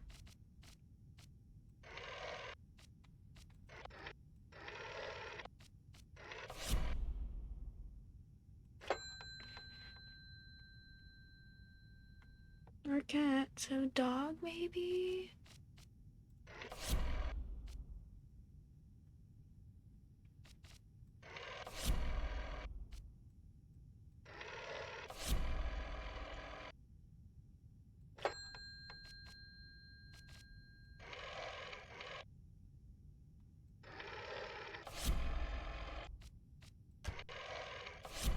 Have I been shown any other numbers?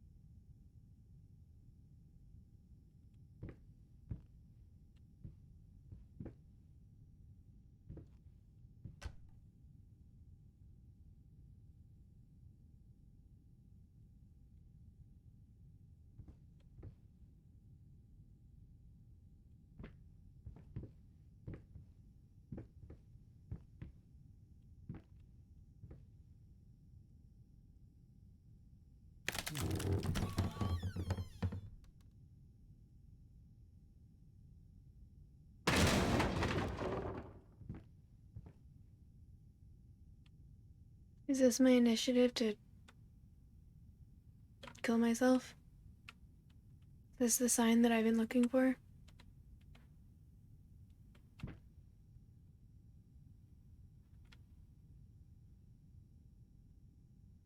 Fuck, fine.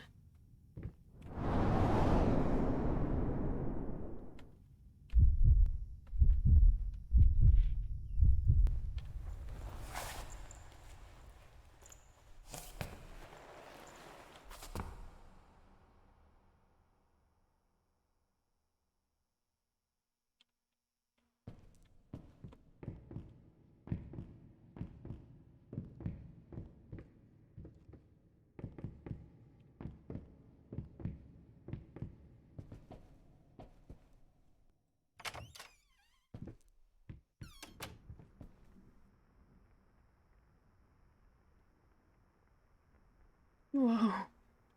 That took me off guard.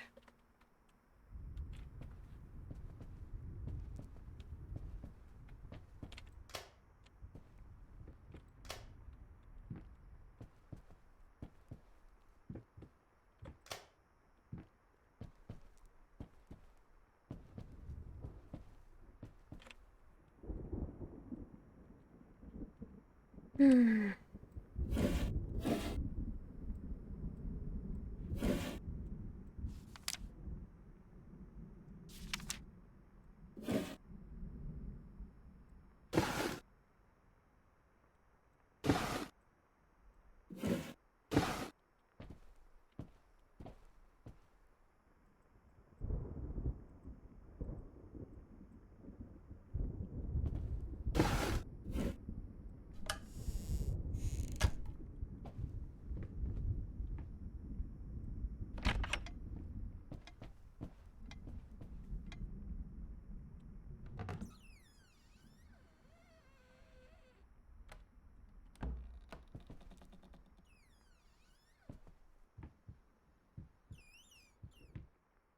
Here we go again.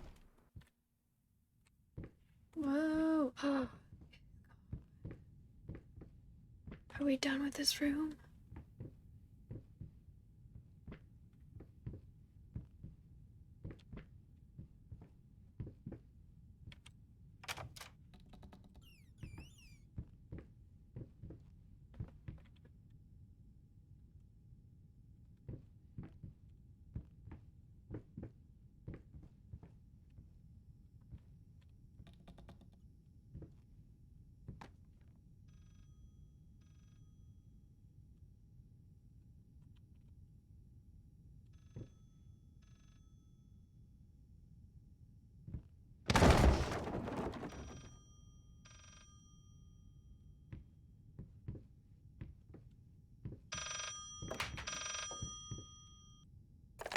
You promised.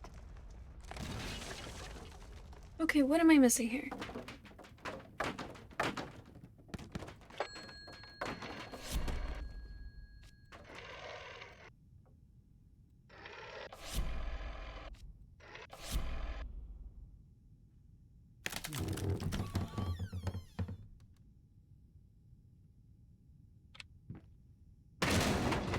Am I supposed to try and knock the one that's hanging down? Is that what I'm supposed to do?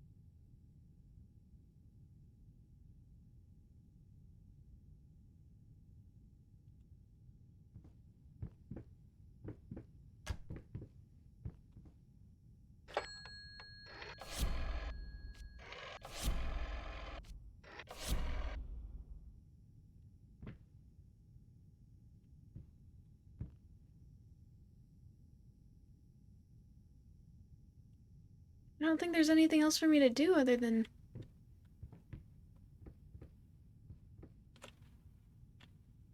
senselessly die again.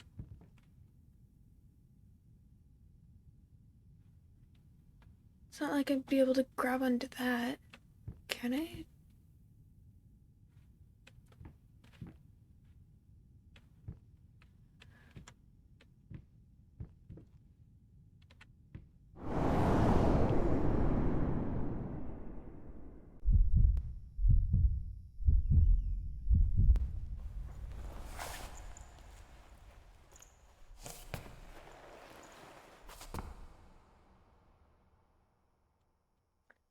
Okay.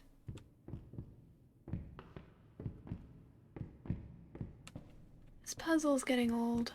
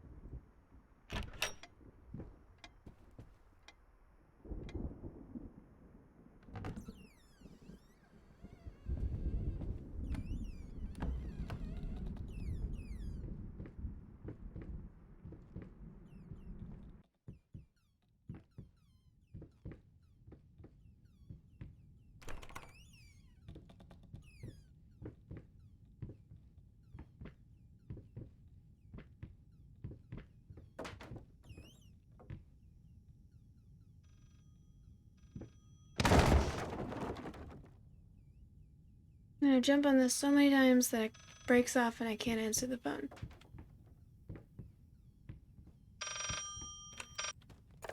You promised. What did I promise?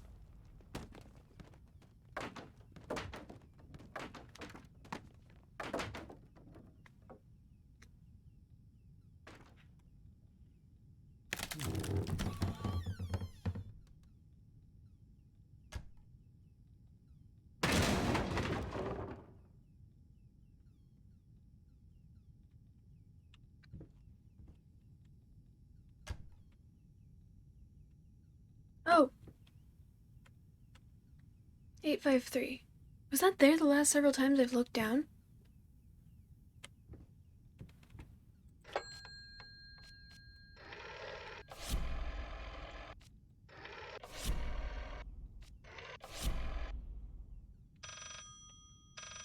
Oh god damn it.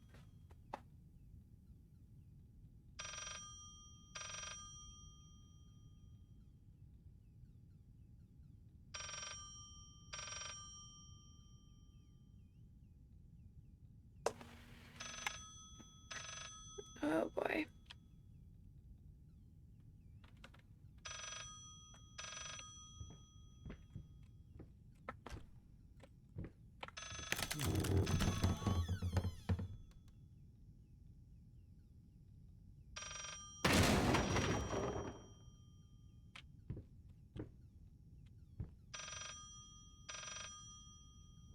Oh shit.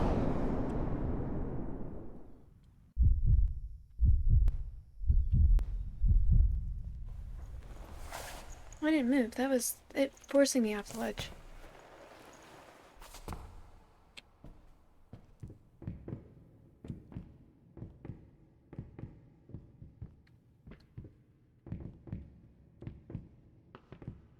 All of these lit candles, unattended lit candles.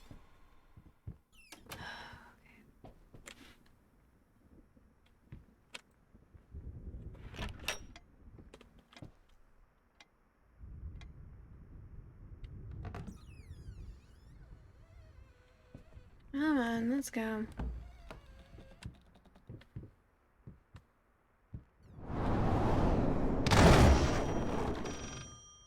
I always expect the unexpected.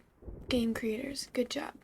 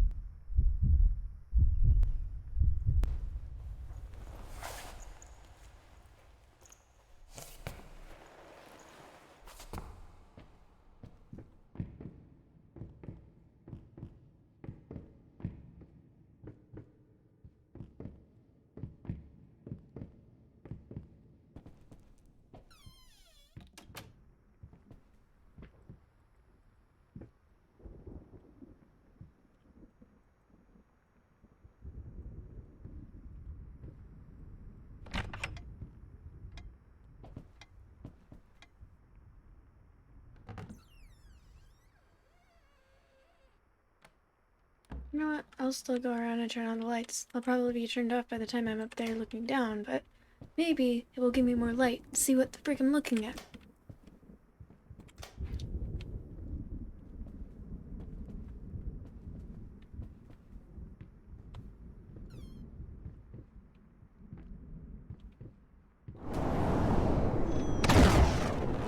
Just had to, didn't you?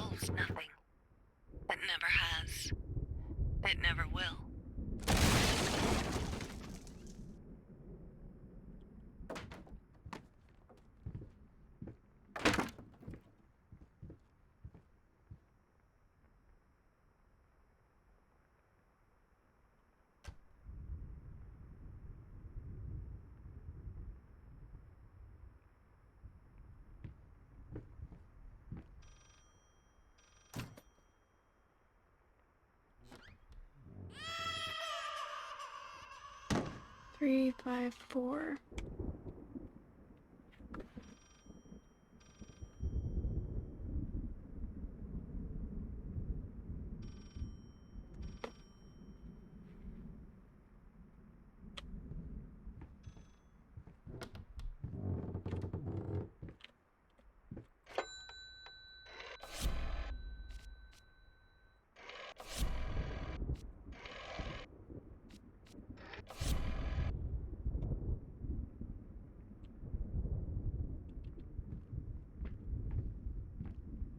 Oh, this looks like fun.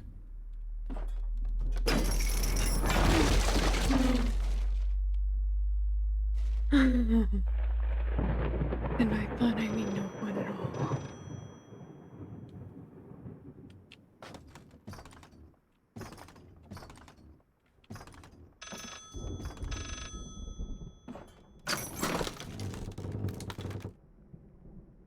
Jesus.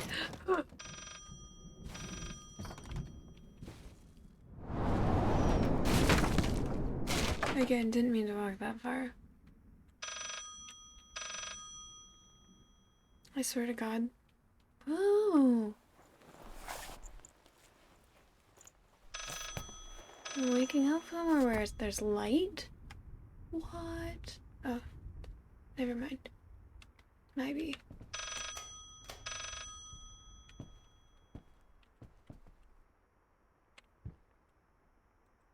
Can't open anything. You deserve this. All of it. All of it. All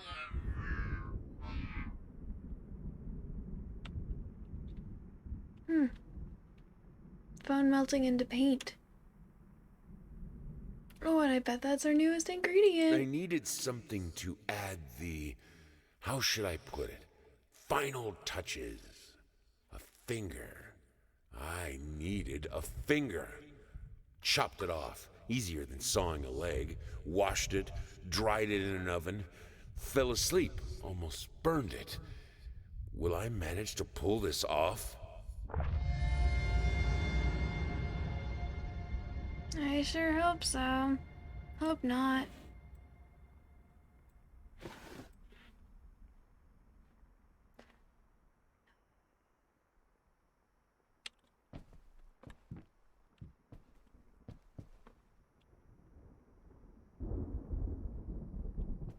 Trial and error, but backwards.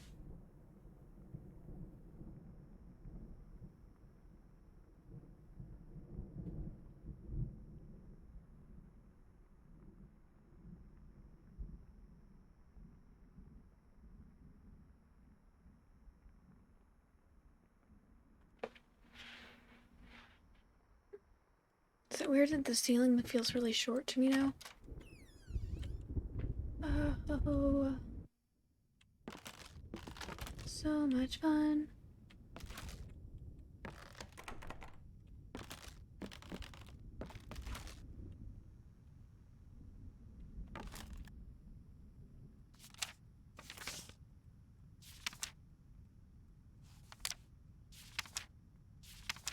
I'm not missing most of them.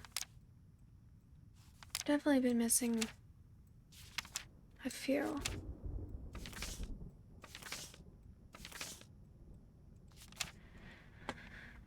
Okay. Well, oh.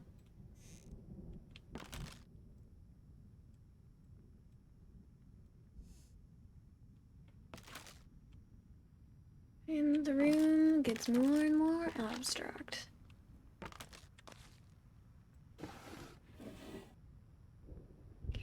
Can't do anything there anymore, but I can see all of the paintings that I've managed to add to our collection. This looks like a serial killer trophy room.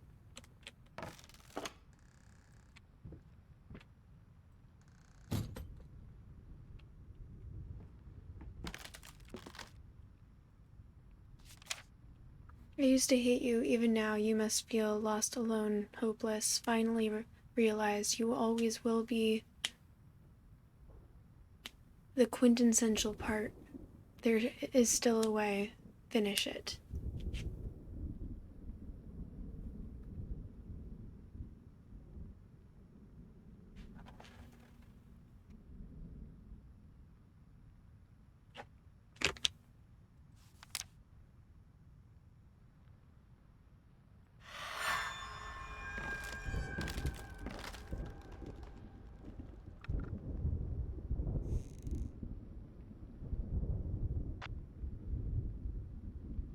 Is that his wife and kid? Is that what we're going to be seeing here? His wife and kid?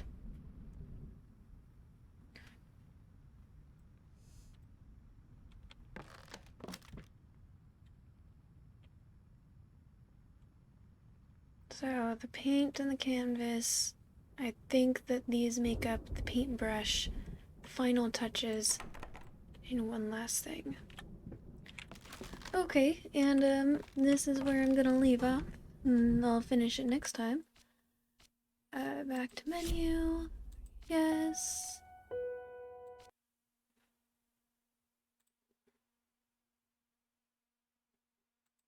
Oops, nope, sorry. Okay. Well, that was, always an experience, to put it lightly. Um, Parazor, hang on. Parazor, I don't know if you're still here, but if you did end up having any ideas on games that I should add to my list, I'd love to hear. And anyone else here. If anyone has game recommendations, I'm always adding to my list, and I will definitely take them into consideration. I am going to take a little bit of a break, and then I'm going to switch over to reading out loud from the Choose Your Own Adventure novel app, Magium, which is a really cool game. Sort of a take on maybe ASMR because people like my voice. So, I'm going to take a break and then I will come back and I will do that. Yeah. Um, so I will see you guys soon. If you guys are still here when I get back, that would be awesome. If you're not, I understand, and I hope you guys all thank you for hanging out with me, and I hope you have a lovely rest of your day or night or whatever. Yeah. Again, thank you so much for stopping by. I really appreciate you hanging out. Thank you. Okay.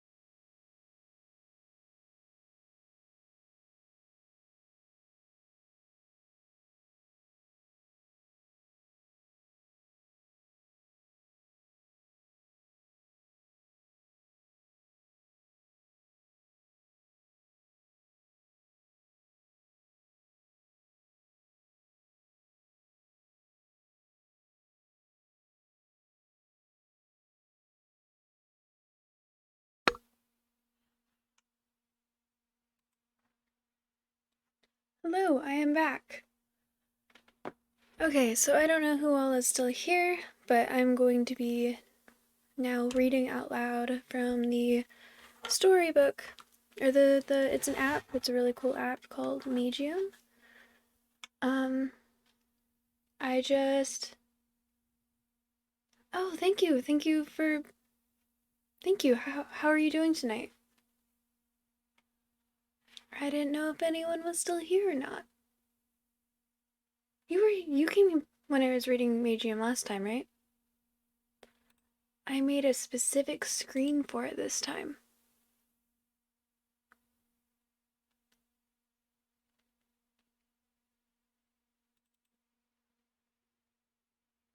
So hopefully it doesn't get all glitchy, but if it does, then I'm just gonna switch over to Jackbox, or maybe just call it a night.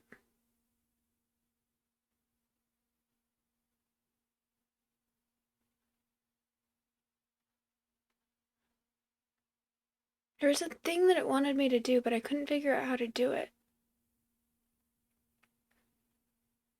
Wanted to like enable virtualization, but everything I read was like you need to restart your computer and then go into this window as it's restarting. Like I'm not that techy. So hopefully this just works. That is my hope for this. That looks like it's working, although it's smaller than I wanted it to be. Hang on, let me try and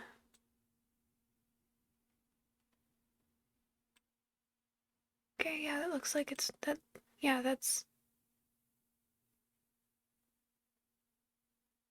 yeah, that looks right.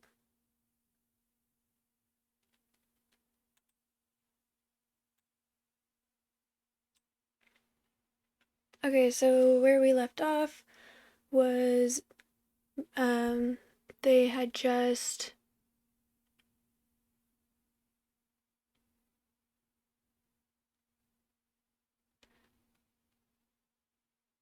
they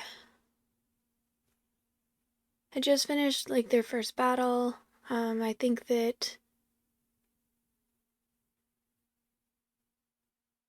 yeah, they just finished their first battle. It's still the very beginning. They came back, they talked to the deer, Alaria, and her son Mullen. Um, Came up with a plan for the stat boosters, and now they're going to bed. So they're talking as they're taking first watch. Okay.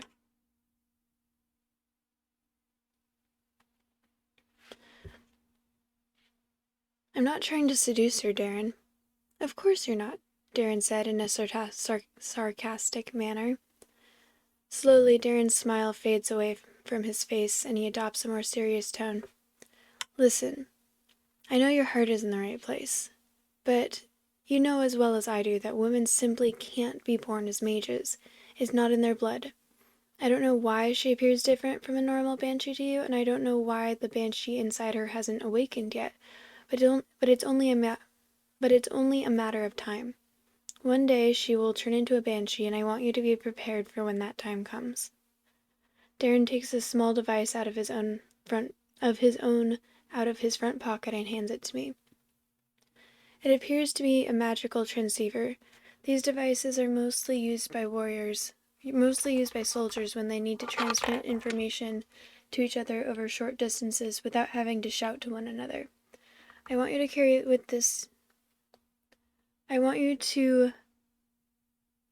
this with you at all times. If you're ever in danger, just tap this 3 times and I'll come over to help as soon as I can. Just promise me something, I tell him. Of course. Promise me that you won't try to purify her until you see her transform into a banshee. Darren sighs. You're asking a lot of me, Barry. You should know better than anyone how hard it will be to stop her once she turns into a banshee. But if it means that much to you, then I'll promise. He pauses. Come on, we should get going. It's time we wake up Kate so she could take second watch. As we descend towards the cave, my stat device starts beeping. I pull it out of my pocket and I see now I have 6 more points available to spend. There must have been a big fight somewhere in the vicinity. And I will...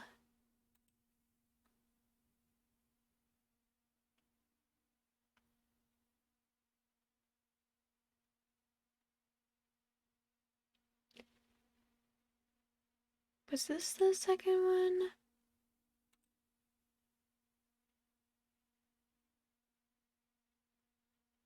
No, I've definitely already gotten... No, this was the second one because I've already invested a bunch.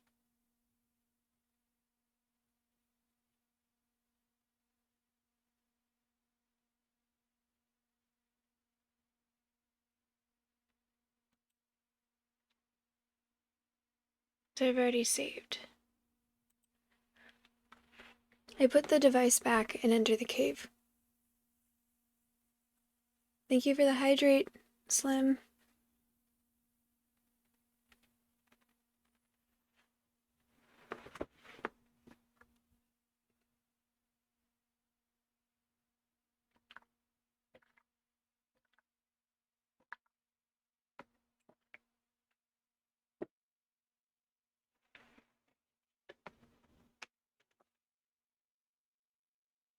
I put the device back and enter the cave.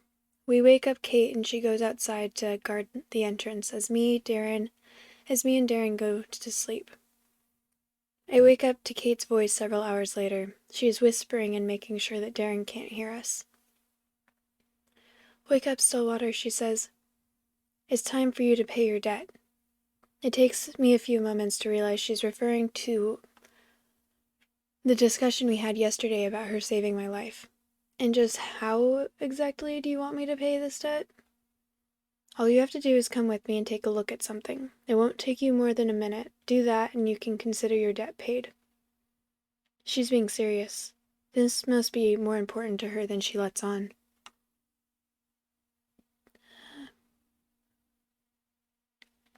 Why are you asking this of me and not Darren? He's the legendary mage around here, not me. Because unlike him, you appear to be very knowledgeable in the more obscure intricacies of magic. You don't see many people these days that know how a stat booster works. Plus, I have something I want to ask you in private. So come, before we wake up Darren. We exit the cave and head for the tree. The moon is still pretty high up in the sky. It can't have been more than 2 or 3 hours since I went to sleep. As we walk in silence for a few minutes, I figure I may as well try to start a conversation. Ask her how come she knows how the stat device works. Ask her what she wants to discuss with me in private. And because she's definitely going to tell you what she wants to discuss in private, I'm going to ask her how she knows how the stat device works. So how did you come to know the true function of the stat devices? I asked Kate. She gives me a pondering look, probably trying to decide how much of the truth she's willing to disclose to me. The stat boosters were created on this continent. I was born here as well. It is more common for people in this continent to know what these devices do than it is for people in the rest of the world. Wait, you were born here? Didn't you come here as a participant in this tournament? I was born here, but I didn't spend my whole life here. It's not so easy to return here once you've left, however.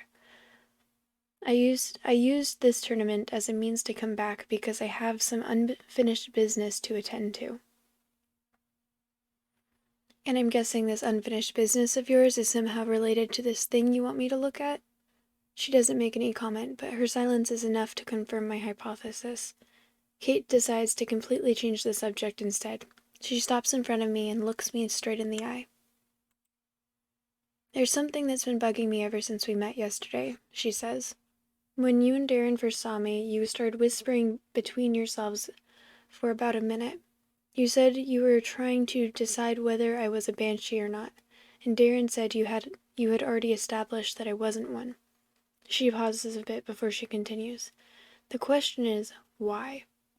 I decided to seek Darren's help because I fooled myself into thinking someone as kind-hearted as him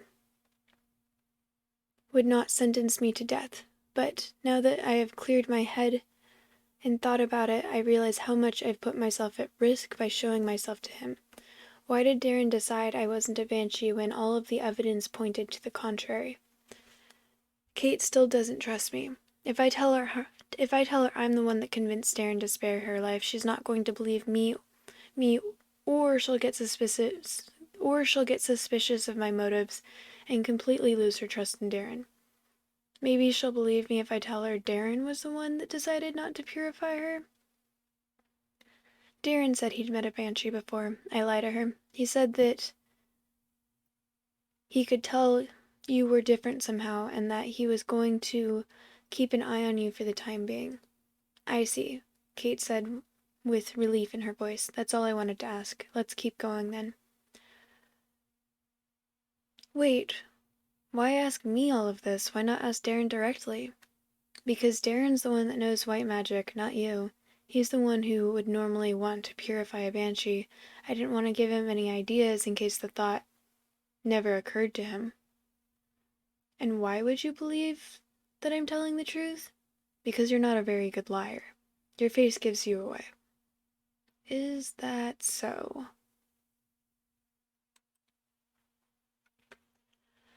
Well, in that case, I also have a question for you. You may not be a banshee, but you can't be a mage either. Women can't be born as mages. So what are you? Who says I was born a mage?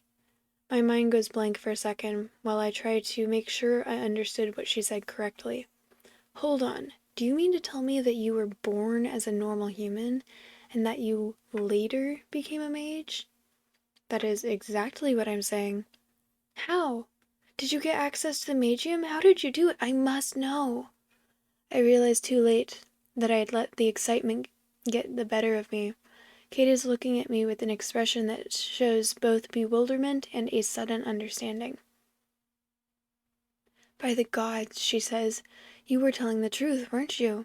You really are a human, and you came here in the hopes of becoming a mage. Listen to me. I have no idea what could motivate you enough to go on this suicidal quest, but the only things that you'll find at the end of your journey will be agony and despair. Quit now, and you might still make it out of this alive. You speak to me of agony and despair, but you chose to become a mage. Surely you must understand how I feel about this. I do not, because becoming a mage was never my intention, and I have no intention of continuing this conversation either. I gave you a warning. You can choose to heed it, or you can ignore it. This is all I'm willing to say on this subject. Before giving me a chance to respond, she storms ahead as I rush to follow her. We travel in complete silence for the next 10 minutes. As we get further and further away from the cave, I call out to her again. Wait, I tell her. What is it now? We're getting too far away from our cave. What if anyone attacks Darren while he's asleep? Oh, you don't need to worry about him. Why not? Oh, are you suggesting he can defend himself while asleep? Damn you! I'm not leaving my friend behind! And I'm gonna go with why not, because again, I'm doing the good smart berry run through. See for yourself. Go on, try and head back to our cave. Hesitantly, I start retracing my steps back towards the cave. Once I start walking, however, I get a powerful urge to go the other way. I try again, and I get the same result. No matter how many times I try, I simply can't keep going in the same direction. I keep turning in the opposite direction, sometimes without even noticing. Is this some sort of spell? In all of my research, I've never read of such a thing. What did you do? I asked Kate. I see. Apparently not even someone as learned... Do you guys pronounce it learned or learned? I've heard it pronounced both ways. Apparently not even someone as learned as you would be familiar with this spell. It is understandable. They don't really use suggestion magic outside of the continent of Varathia, after all. The spell I used is part of a subset of magic called suggestion. What these spells do is that they insert the idea in your head that what these spells do is that they insert an idea in your head and they make you think that you were the one that came up with it. You may have noticed that something was wrong because you were specifically aiming to go in that direction, but most mages wandering around this area won't even notice that most mages wandering around this area won't even notice the spell's effect. But how do I get around it? God, this mouse is so annoying.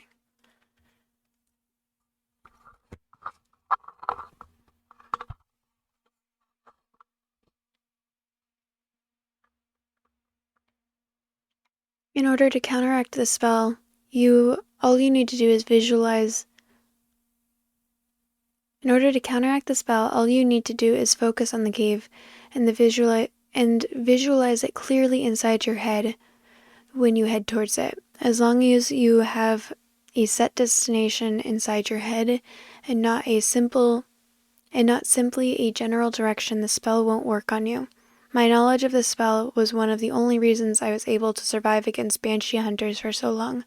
It can cover a pretty large area, but unfortunately I can only cast it about 2 times a day, and it doesn't last for more than a few hours. Now let's go. Our destination lies not much farther. After about 5 more minutes of walking, we finally come to a halt. The area we stopped in is full of fallen trees, similar to the one where we fought yesterday, except this time there are no bodies. However, there's clearly been a big battle here, perhaps even the battle that charged up my stat device before going to sleep. I can still feel the traces of leftover magic resonating strongly in the air around me. This is where I wanted to bring you. Please tell me what you can tell by studying the magic in this place. As I concentrate on the nature of the magic around me, I start sensing strong traces of elemental magic. It seems there's been at least one elementalist battling here, I tell her. Yes, but can you tell which element the caster was using? I try to focus even further. I'm not sure how to describe it. It doesn't seem to be any of the 4 traditional elements. If I were to put it into words, I would say that it would be electric in nature.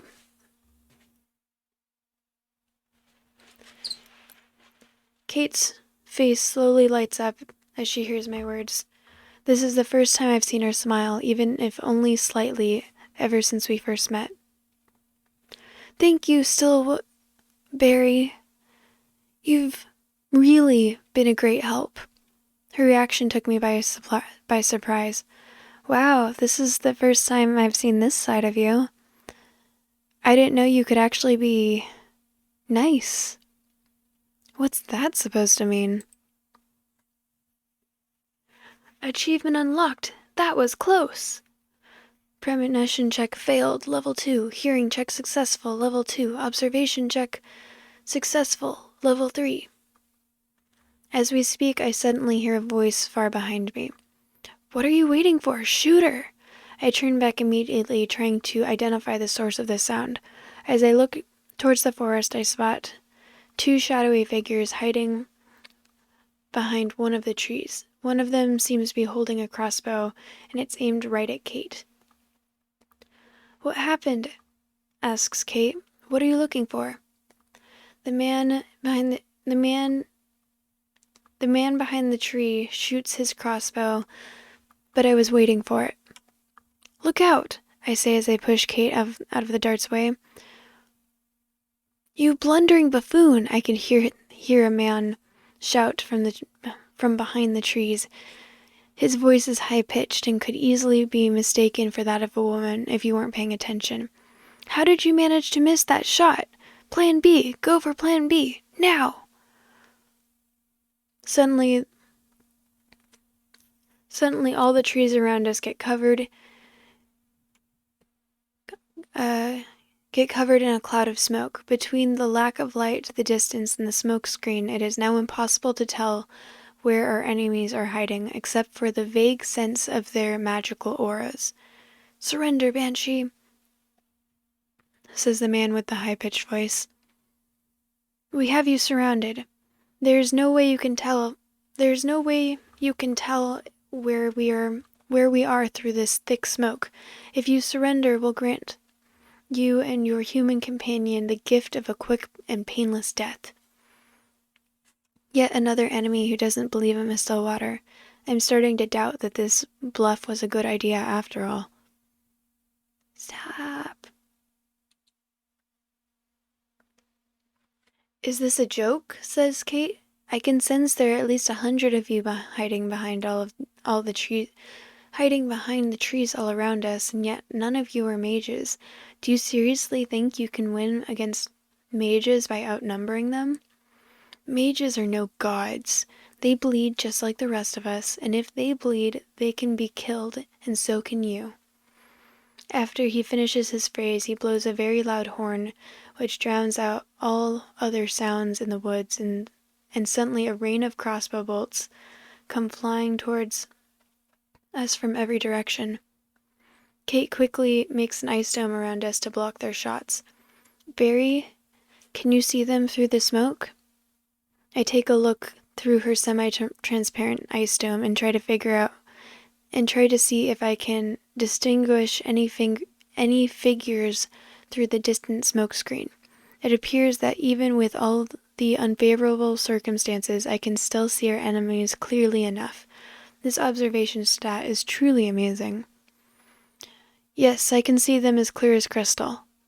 "Good. Then you will be my eyes. When I dismiss this dome, I want you to give me all of their positions, and I will take care of them while shielding you from any attacks." Go with her plan. Tell her I'd rather fight the enemies head-on and ask her for an ice dagger.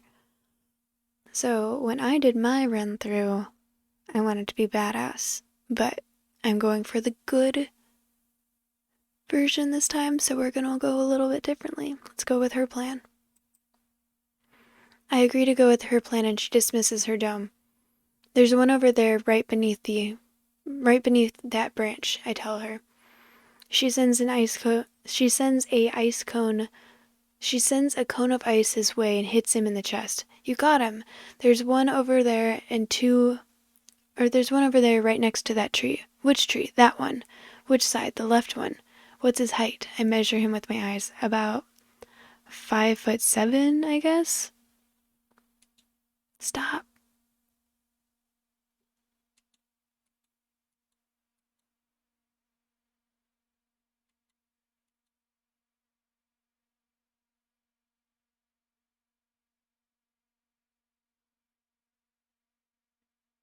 Okay, sorry. She sends another cone of ice which goes right through his head. "He's dead. All right. The next one is..." "This is taking too long," Kate interrupts, while conjuring floating ice shields left and right to defend us from the onslaught of crossbow bolts. "I have an idea." She creates 2 huge fans made of ice right above the smoke screen to our left side, and they start moving by themselves and blowing the smoke away. "It's working," she says as she conjures a few more to deal with the remainder of the smoke. "No!" shouts the man with the high-pitched voice. "Don't let her blow away the smoke." It's too late, though. There are already hundreds of ice blades forming in the air above Kate. She sends them flying in all directions at once. The crossbowmen don't even know what hit them. They were dead before they got to lift their gaze. One last crossbowman who managed to survive the onslaught is now making a run towards us, in a desperate attempt to get behind Kate and shoot her before she notices him. Kate remains unfazed, and she shoots an ice cone straight into his head, sending his corpse tumbling to the ground while his crossbow drops from his hands and lands a few feet behind me.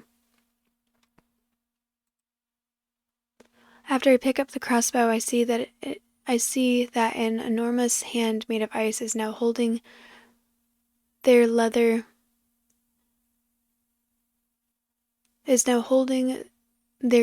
by the back of his tunic and dragging him towards us, while he's frantically struggling to break free. By the looks of his fancy garments, he appears to be some rich noble from one of the more prosperous cities of the West. That would explain how he could motivate so many people to follow him on this suicide mission. "Let me go, I order you, in the name of the Duke of Bagelberry. Unhand me." The ice hand ignores him completely and throws him at our feet. As he sees us, the man lets out a loud squeak and jumps back. He trips over his own feet and lands on his rear. "Please, please!" The tone of his voice has completely changed, and he sounds like he's about to cry. He throws himself at my feet. "I only wanted to become famous by winning the tournament. I'm sorry I attacked you. Please, don't kill me. I have a lot of money. Here, you can take it. You can take it all. Just spare my life, please." He throws a bag of golden coins on the ground as he throws himself at my feet. This is quite a lot of money. I could easily live most of my remaining life in luxury with just this.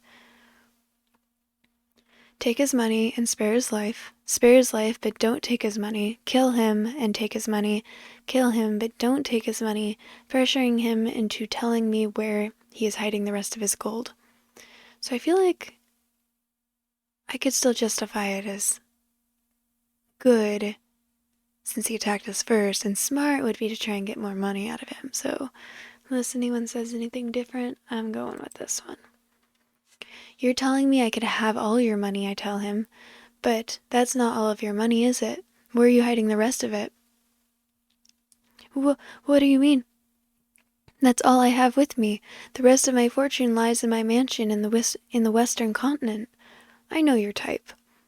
You would never keep all of your money in one place, especially in a place like all this.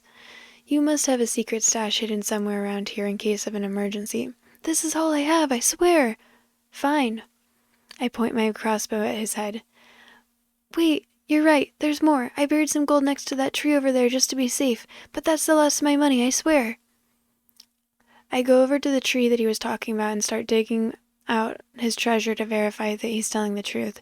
There's even more gold here than there was in the bag. I very much doubt that this is the last of his hidden stashes, but I'm probably not going to get any more info out of him at this point. I go back to where Kate and the Duke of Bagelberry are standing. See, says the Duke, "it's all there, and it's yours now. Spare his life, or kill him up anyways." So when I played this, I figured the smart decision was not let him come back for you. But I feel like if I'm really trying to be a good berry, okay, I'll spare his life. "Very well. I'll take your money in exchange for your life. Now get out of my sight. I never want to see you again. You'll never see me again, I promise." He scrambles to his feet and starts to run away. Before he even takes his first step, however, a spike made of ice pops out of the ground and impales him through his chest. "What? Why? Why did you?" Why did, he attempts to say before his head drops to the side and his expression goes blank. "Kate, what did you do? I was trying to spare his life." "And you did. Congratulations. Thanks to you, his lifespan was extended by 3 whole seconds. You should be proud." "How could you do this? He was defenseless. He surrendered to us." "Yes, and I offered a quick and painless death. Isn't that what he said he'd give us if we surrendered?" "That doesn't mean we have to act like him." Kate sighs. "Listen, Barry," she says, "I didn't kill this man for petty revenge. I killed him because he would have because once he would have calmed down, he would have procured himself a new army, and he would have likely made it his mission to hunt us down so that he could take his petty revenge on us. This was visibly a very resourceful man. It's not easy to convince a whole battalion of men to follow you to certain doom. I highly doubt he was the kind of person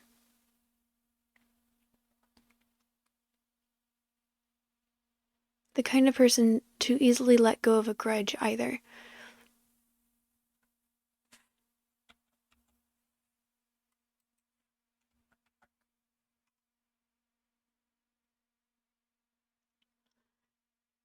And as I pointed out earlier, he most definitely didn't strike me as the merciful type.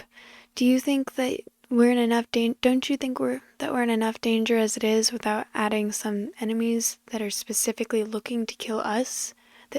Without adding some enemies that are looking to kill us specifically? I didn't think of it that way.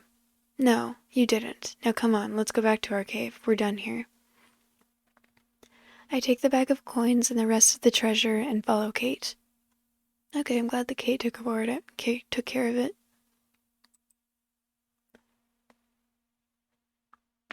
That was a sleeping dart, you know. Kate tells me as we make our way back to the camp. The dart you saved me from. I'm not sure what would have happened if you hadn't intervened. She stops for a little and looks at me. I owe you one, Barry. I won't forget this debt. We spend the rest of our trip back in silence, but I didn't really find it awkward anymore. After all we've been through this morning, a bit of quiet is more than welcome. Checkpoint reached.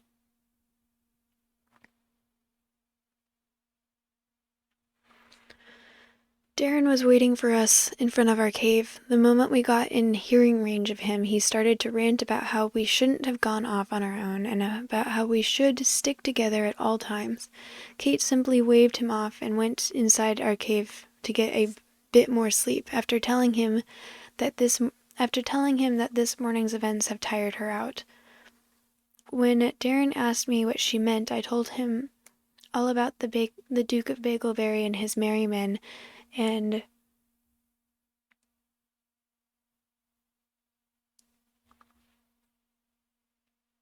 hang on.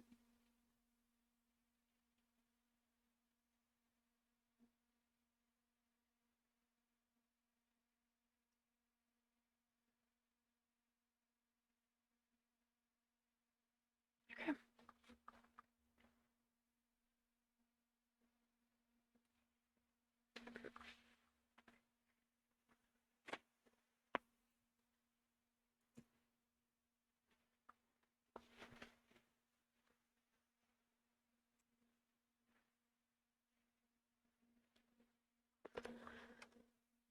Sorry.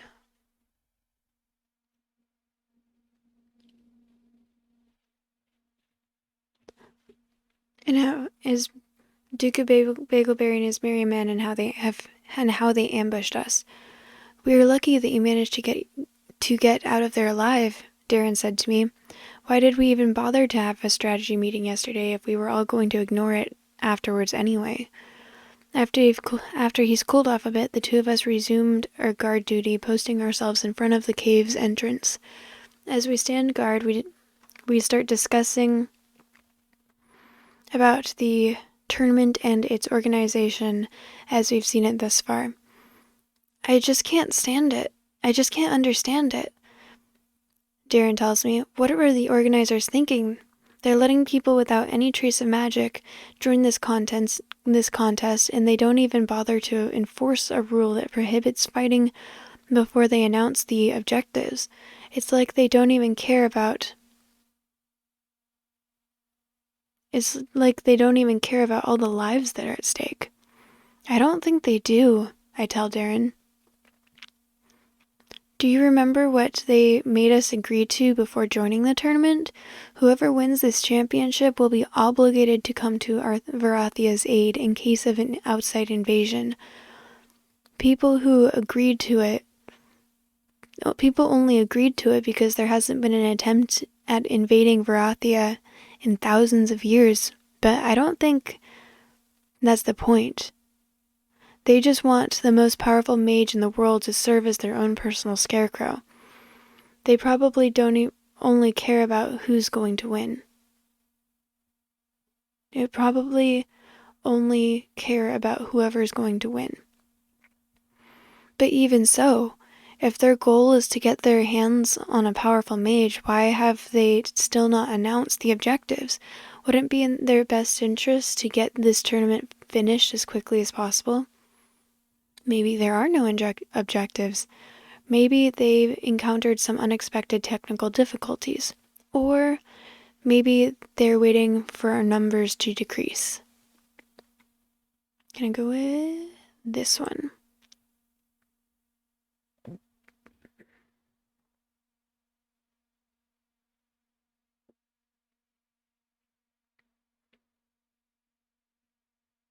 Maybe they encountered some unexpected technical difficulties. Maybe they're working to fix them as we speak, and we'll receive our objectives before noon. I really hope you're right, Barry. I just can't bring myself to believe they're doing this intentionally. Before we get to continue our conversation, we sense someone approaching our location. Kate's barrier spell must have worn off. Keep your guard up, Barry. As this person approaches, we can sense his magical aura more clearly. His magical aura is just as weak as that of the crossbowman from before. Is this the survivor from our last battle looking to avenge his fallen comrades?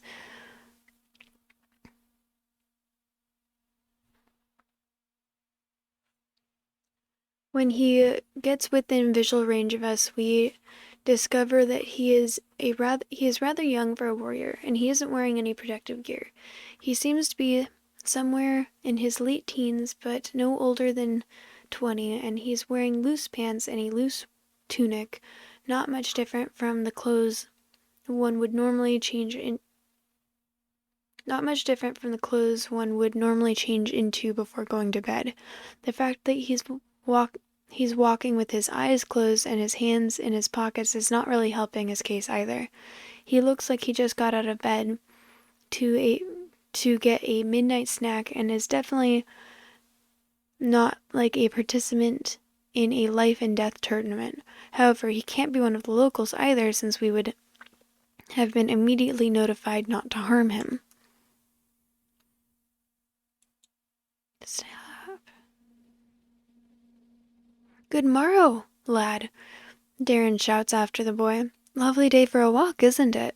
What business do you have with us? If you are lost, we'd be more than happy to give you directions. With Darren, it's hard to tell if he's being sarcastic or sincere, since there are no hints in his look and his tone of voice. And as I've known him so far, he'd be capable of either of those things in this situation. Our young visitor doesn't seem to have taken offense at Darren's remark, and he smiles politely with his eyes still closed.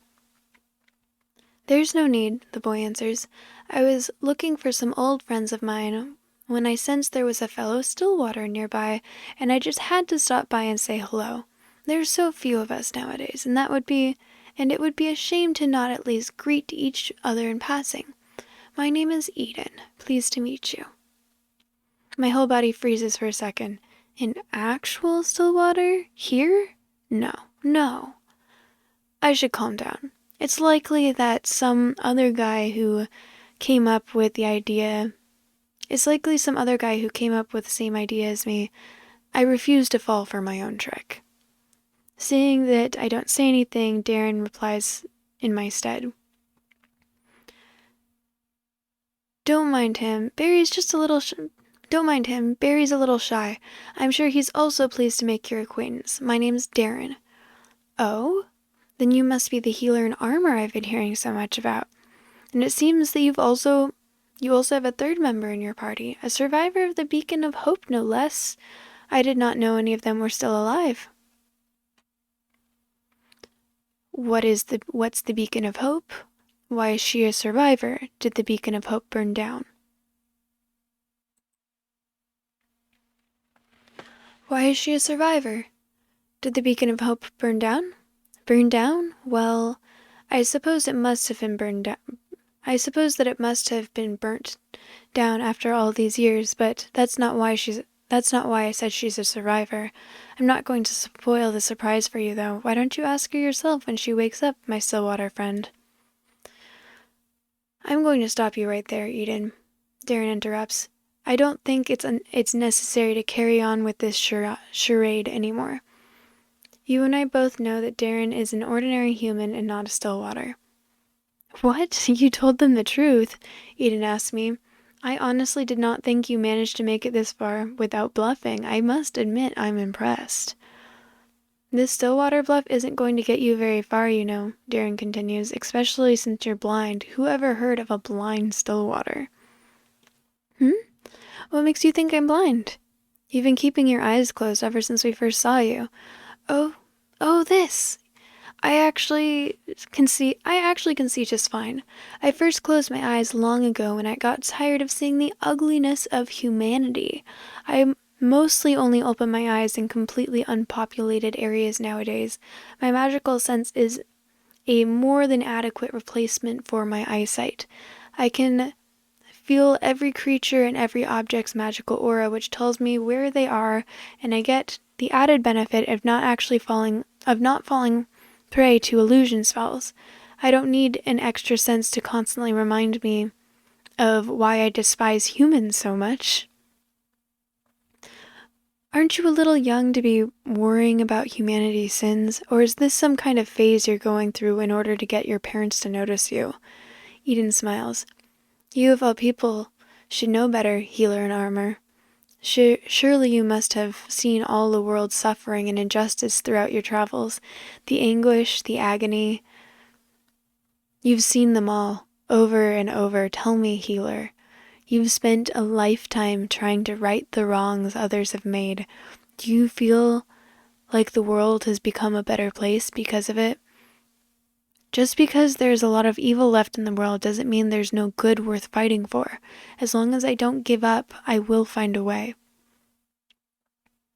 Eden's smile widens, but his eyes remained closed. Oh, so you're an idealist then. But tell me, hero, what happens when your pure ideals clash with the cold hard truth of reality? Suddenly, Darren falls flat on his chest, and I can tell he's being pressed to the ground by a very powerful force. What happens when you meet a force so great that it simply squashes you against the ground as if you were an insect? The force pushing Darren against the ground intensifies so much that it made a large Darren-shaped hole in the hard rock soil beneath him. He could no longer hold back the pain and started screaming in agony. I realized my hands have gone cold and my whole body is shaking. I need to pull myself back together. If I screw this up, we'll all get slaughtered. Let him go, I tell Eden, trying to sound as confident as possible. You want me to save your friend, Barry? Then how about we make it an even trade? Your life for his. I promise I'll leave your friend alone if you give your life for him. What do you say? Accept the trade, propose a different trade. Let's get an achievement.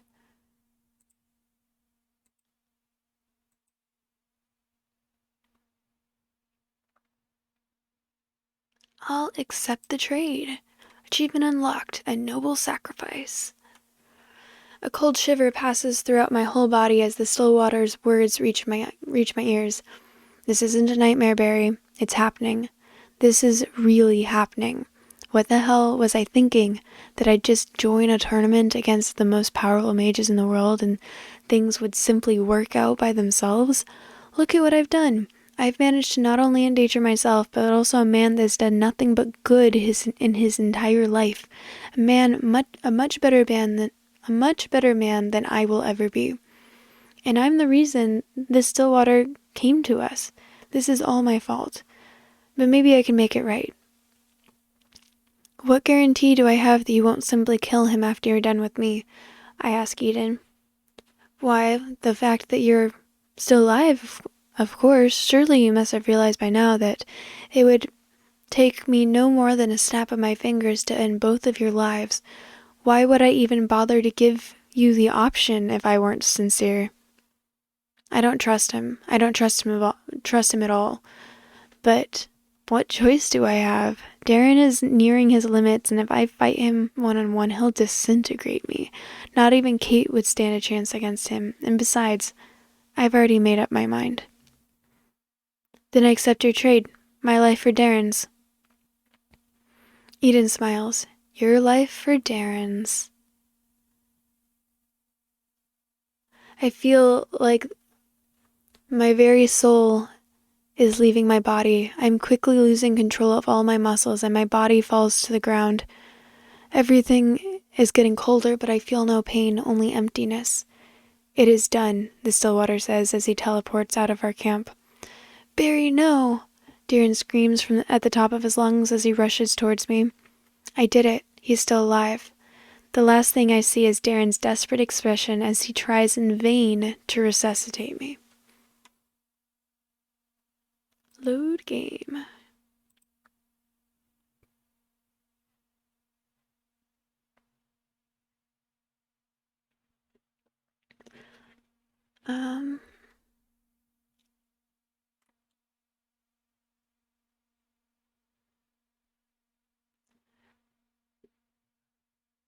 Propose a different trade. How about another trade? What do you have in mind? When we first met, you said that you were looking for some friends. If you let us live, we could deliver a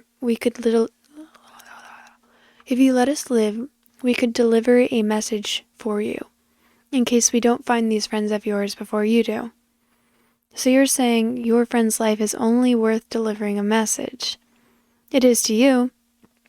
I think you've already made it abundantly clear that human life has no value to you. That means it should be all the same to you if you let us live or not. But if you let us live, you will get your message delivered. How's that for an even trade? Eden laughs, and the force pushing Darren against the ground gets weaker. When you put it like that, I suppose you have a point. Very well then, your lives for a message. He stops for a bit to think before he continues. The friends I'm looking for always wear dark blue robes, and on their chests they should have brooches that picture a hawk holding the sun in its talons. If you were to meet any people that fit this description, just tell them Eden sends this message. Remember the still winter. And if they ask me what that means, they won't. No matter who you meet, as long as they fit the description I gave you, they'll understand the message perfectly. Okay then, consider it done. Perfect. Eden releases Darren from his spell and turns to leave. I won't let you leave this place, Darren says as he slowly gets back up. Surely you must be kidding, Eden tells him. If I let you go now, you'll only hurt more innocent people. I'll stop you, no matter the cost. See, now that puts me in a difficult position. Since I already made an even trade with Barry over there, I can't just kill you now, since it would violate the terms of our trade agreement. Silence! Darren rushes towards the still water and slashes fiercely towards his neck. Eden dodges effortlessly, and Darren quickly goes for a second strike, this time meant to cut him in half. Eden steps casually to the side, making it look like child's play. After a few more wasted strikes on Darren, just when it looked as though he might have caught the still water on the wrong foot, Eden simply put his bare hand in front of his face and stopped the full blow of the sword with only his index finger. No, Darren said as if he couldn't believe his eyes. I tire of this, says Eden, and he makes a gesture with his other hand. In less than a second, Darren dropped to the ground like a log, his armor making a loud clink as it hit the rocky soil below. No! I shout. I only put him to sleep, the Stillwater says. He'll wake up in a few minutes. He turns to leave. Oh, and don't worry about looking for my friends. I'm sure they'll be meeting you. I'm sure you'll be meeting them soon enough. He smiles again, and then he heads towards the woods. I love Eden. He's such a wild card. Shit, forgot to start recording. Oh well. There's no answer. Just what kind of spell did this guy use? I'm pretty sure that Darren has some really strong spells protecting him at all times. Standard sleep spells should be no more than a moderate inconvenience for him. I try to wake Darren up, and I suddenly hear a very familiar voice coming from the direction in which Eden disappeared. Stillwater! That's Cutthroat Dave's voice. No doubt about it. I'd recognize that hoarse voice and that thuggish accent anywhere. I turn around towards where the voice came from and see that aside from a familiar face, there's also about a dozen other unfamiliar faces lined up in front of me. It would appear that Dave has managed to assemble a team in the short time that we were apart. The sad part is that Dave looks to be a well-bred gentleman compared to his new colleagues. Some of them look and smell like they haven't been washed for months. I guess birds of a prey really do flock together. I guess birds of a feather really do flock together. I've been looking for you, Stillwater, Dave said. I've been tracking your footsteps since yesterday. I told you we'd meet again. No one can run or hide from Cutthroat Dave. I never doubted you for a second, Dave. Could we try that again? I just came up with this great idea for a hiding spot. I'm so relieved. I thought you got lost on the way.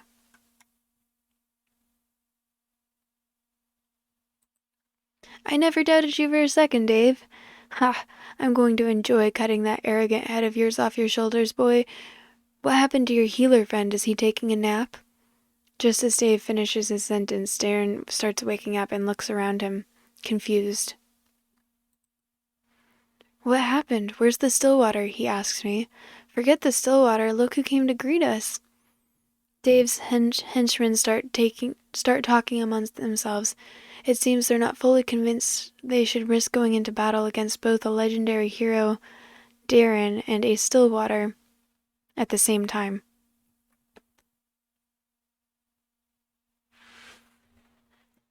Thank you for the hydrate and posture check, Slim.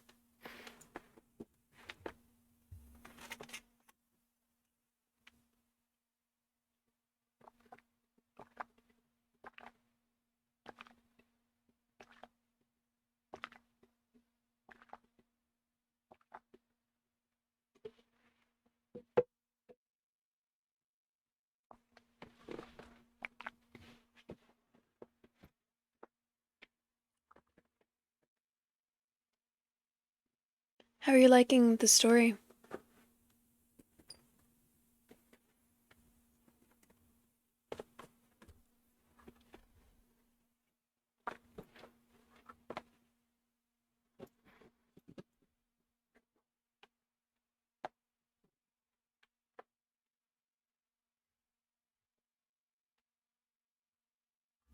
Oh, that's much better.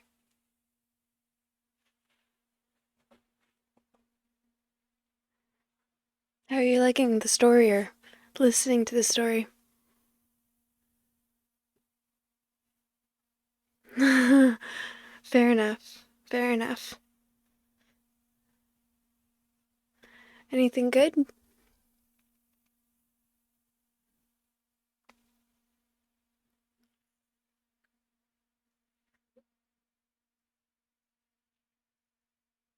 Okay, well that's cool. Thank you for hanging out. I appreciate the lurk.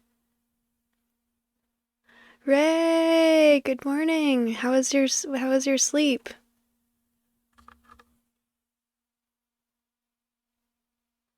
Okay.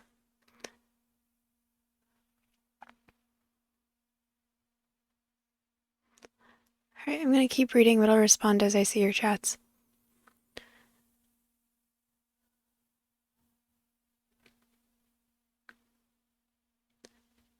I take advantage of this and call for Kate. Kate, we're being attacked. Come quick. Stop shouting. I'm right here, Kate says as she exits the cave. As if anyone could sleep with the stench. It smells worse. It smells worse than all the fields of corpses we've passed on our way here. She addresses Cutthroat Dave's men. Good gods, we've already passed 3 lakes since we arrived. 3! One single dive and any of them would have done wonders. Maybe with the rock tied to your feet in order to make sure to remove the filth for good. Who's the loudmouth wench? Cutthroat Dave asks me. We've been here for little more than a day and you've already bought a whore? Couldn't you have kept it in your pants at least until the end of the tournament? One of Kate's eyes is twitching. Here we go again.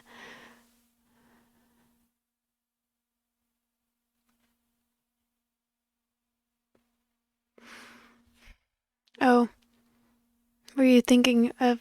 Sorry that you weren't able to sleep.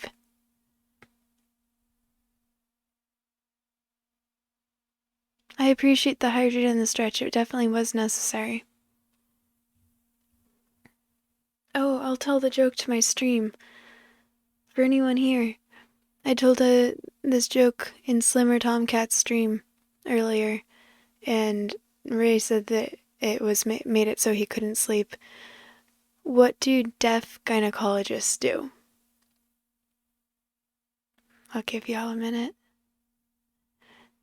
They read lips.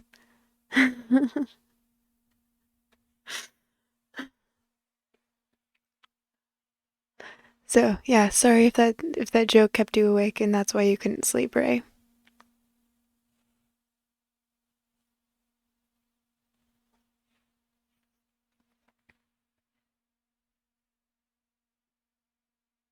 Boss, I think that's a banshee, one of Dave's henchmen tells him, visibly scared.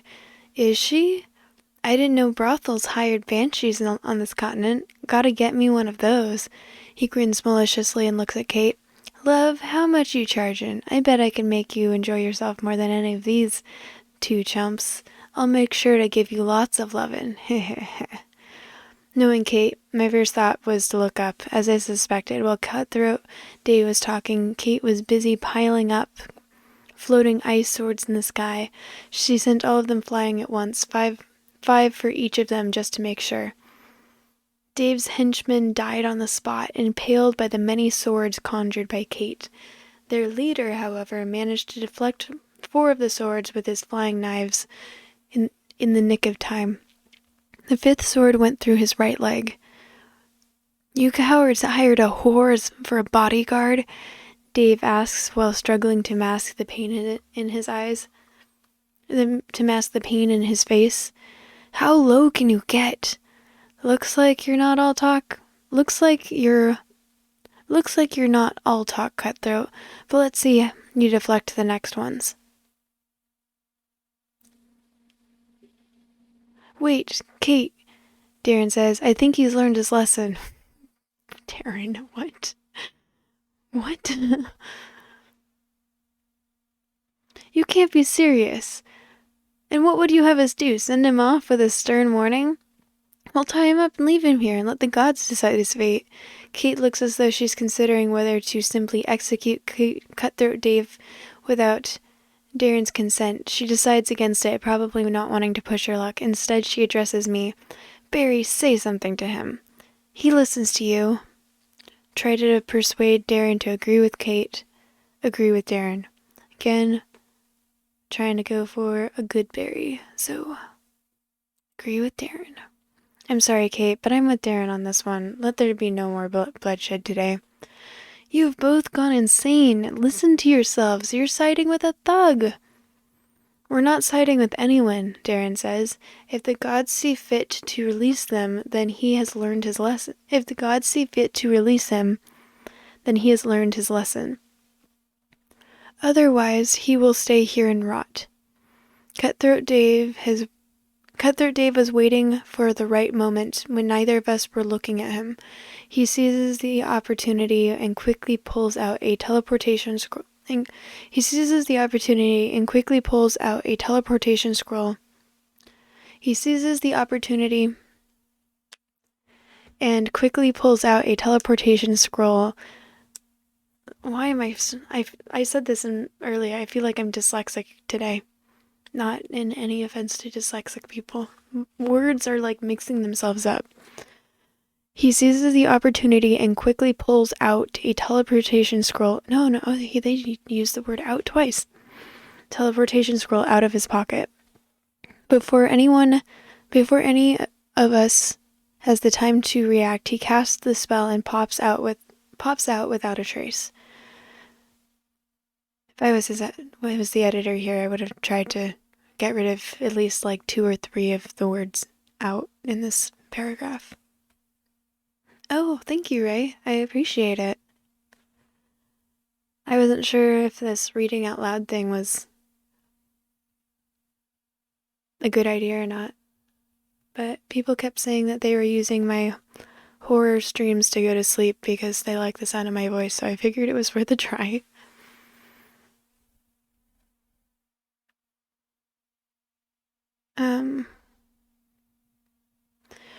Where in the hell did that lowlife get a teleportation scroll from? I've been searching for one for months and came up empty, not to mention that even a single one of those costs a fortune.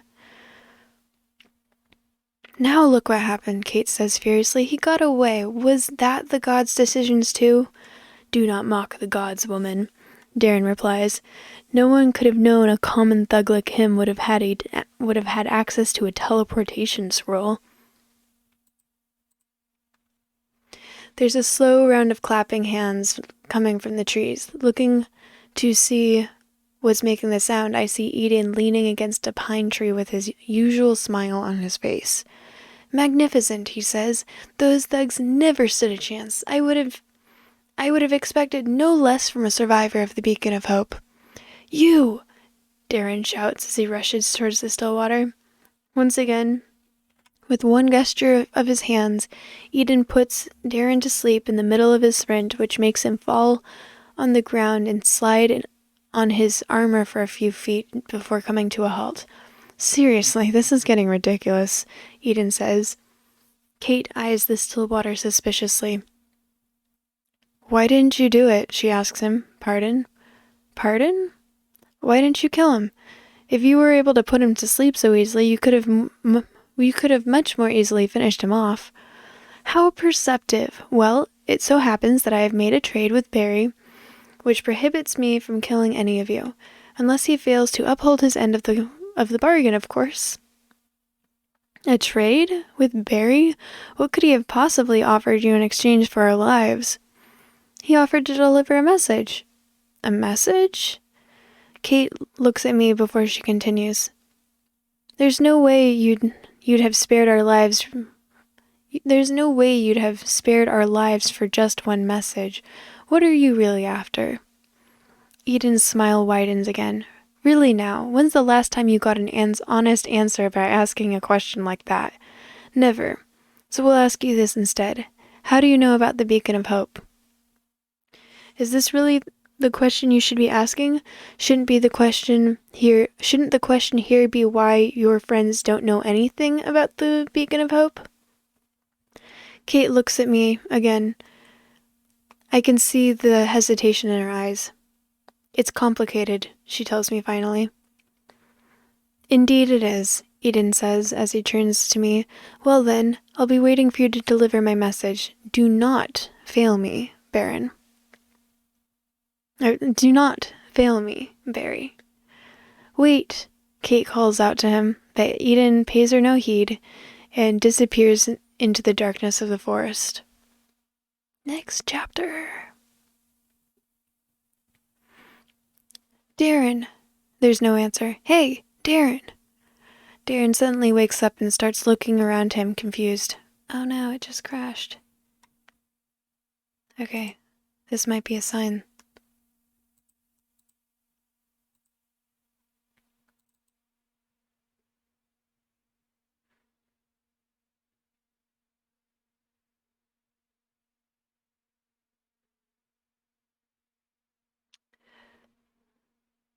Please give us a moment to handle these technical difficulties, please.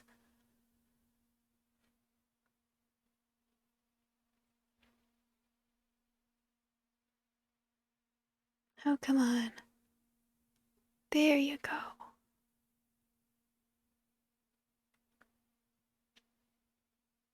So that looks like a fun game.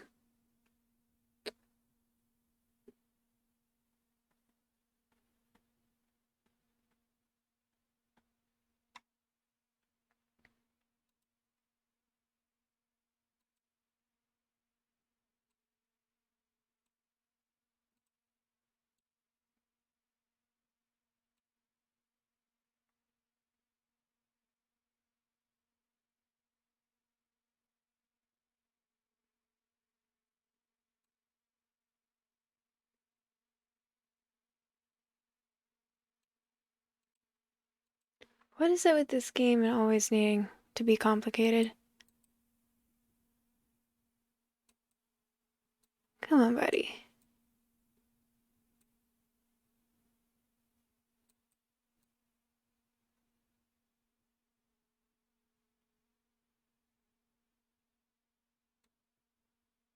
Okay, better.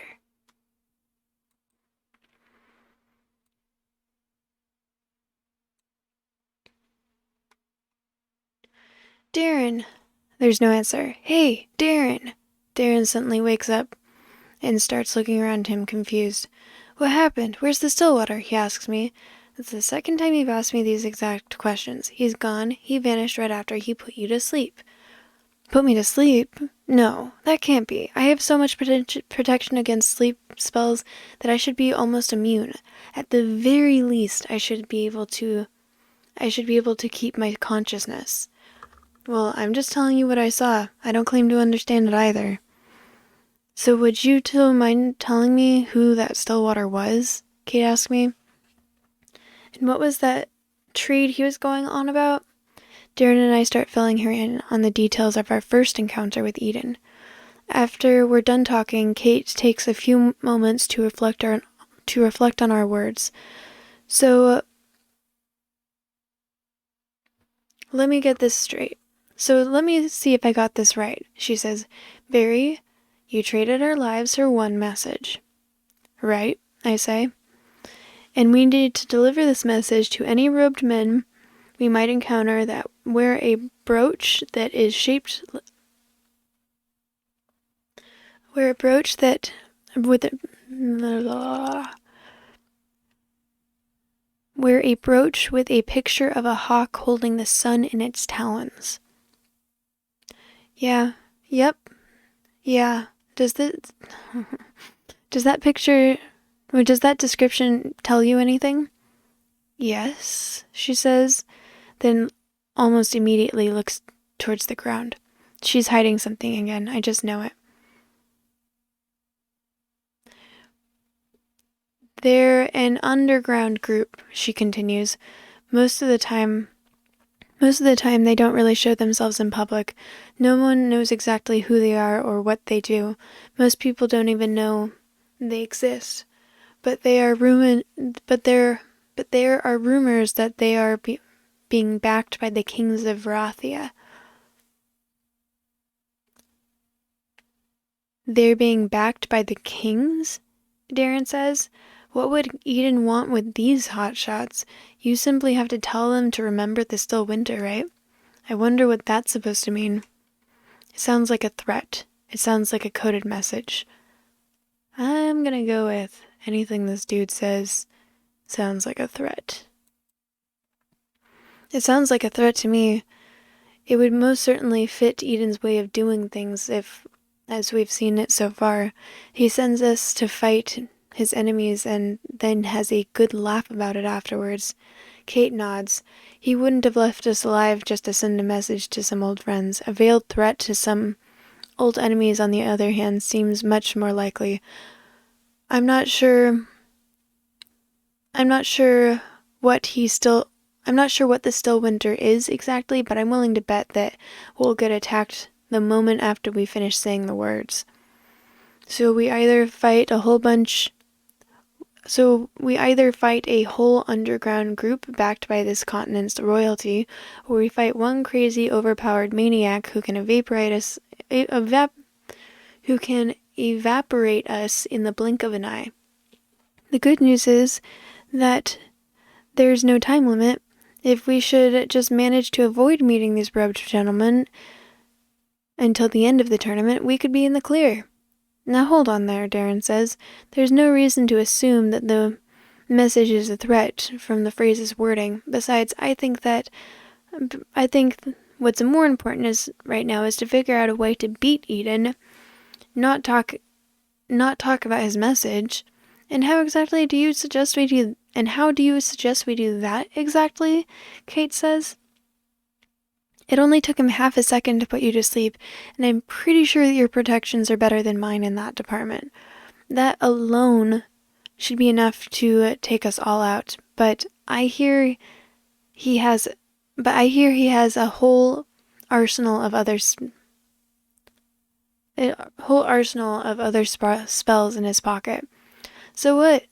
Does that mean we should all just bow down to him and become his lackeys?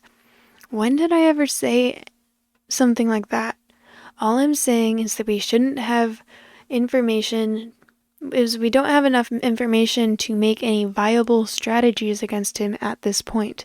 Until we find some weaknesses in that magic of his, we should be grateful for the time Barry's bought us with his trade. However long it may last. Maybe you're right. Hopefully the time Barry's bought us will be enough to find out Eden's weaknesses. Kate, I say, do you have a minute? Kate is looking at me confused. Of course, she says finally, and then she follows me outside the cave. As we make our way out, Darren winks at me and gives me a thumbs up. Leave it to Darren to completely misinterpret this kind of situation. Sometimes I wonder if he even understands body language at all. I'm going to ask you directly, I tell Kate once we reach the cave's entrance. What is the beacon of hope? Do you really have nothing better to do than meddle in my personal affairs? If it were just a matter of privacy, then I wouldn't have brought it up. But it's not, is it? You've been hiding things ever since we first met. It's the same...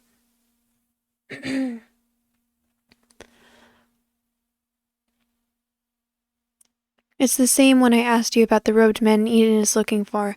I'm asking you because I don't want the secrecy of yours to end up killing us all. It won't. How can you be so sure? She looks away for a second. It just won't. She pauses. I'm not planning to keep this a secret forever. It's just... This isn't the right time. This isn't the right time. I promise I will make all things clear in due time. Now, if that's all you wanted to discuss with me, I will be going back to sleep.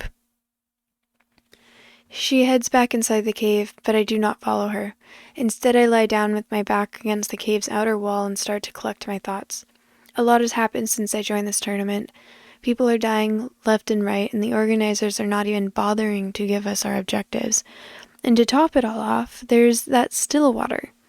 What could he possibly look to achieve by joining a tournament like this? What is his purpose? As I sit there and think, I suddenly hear a woman's scream coming from far away in the distance. At the same time, I get a warning message floating in front of my eyes telling me not to hurt her because she's one of the locals. Although she's pretty far from here, judging by the faint traces of magic that are coming from her direction, it's safe to assume she's being attacked by monsters. They don't seem to be very big or particularly powerful, so we're likely talking about a handful of goblins.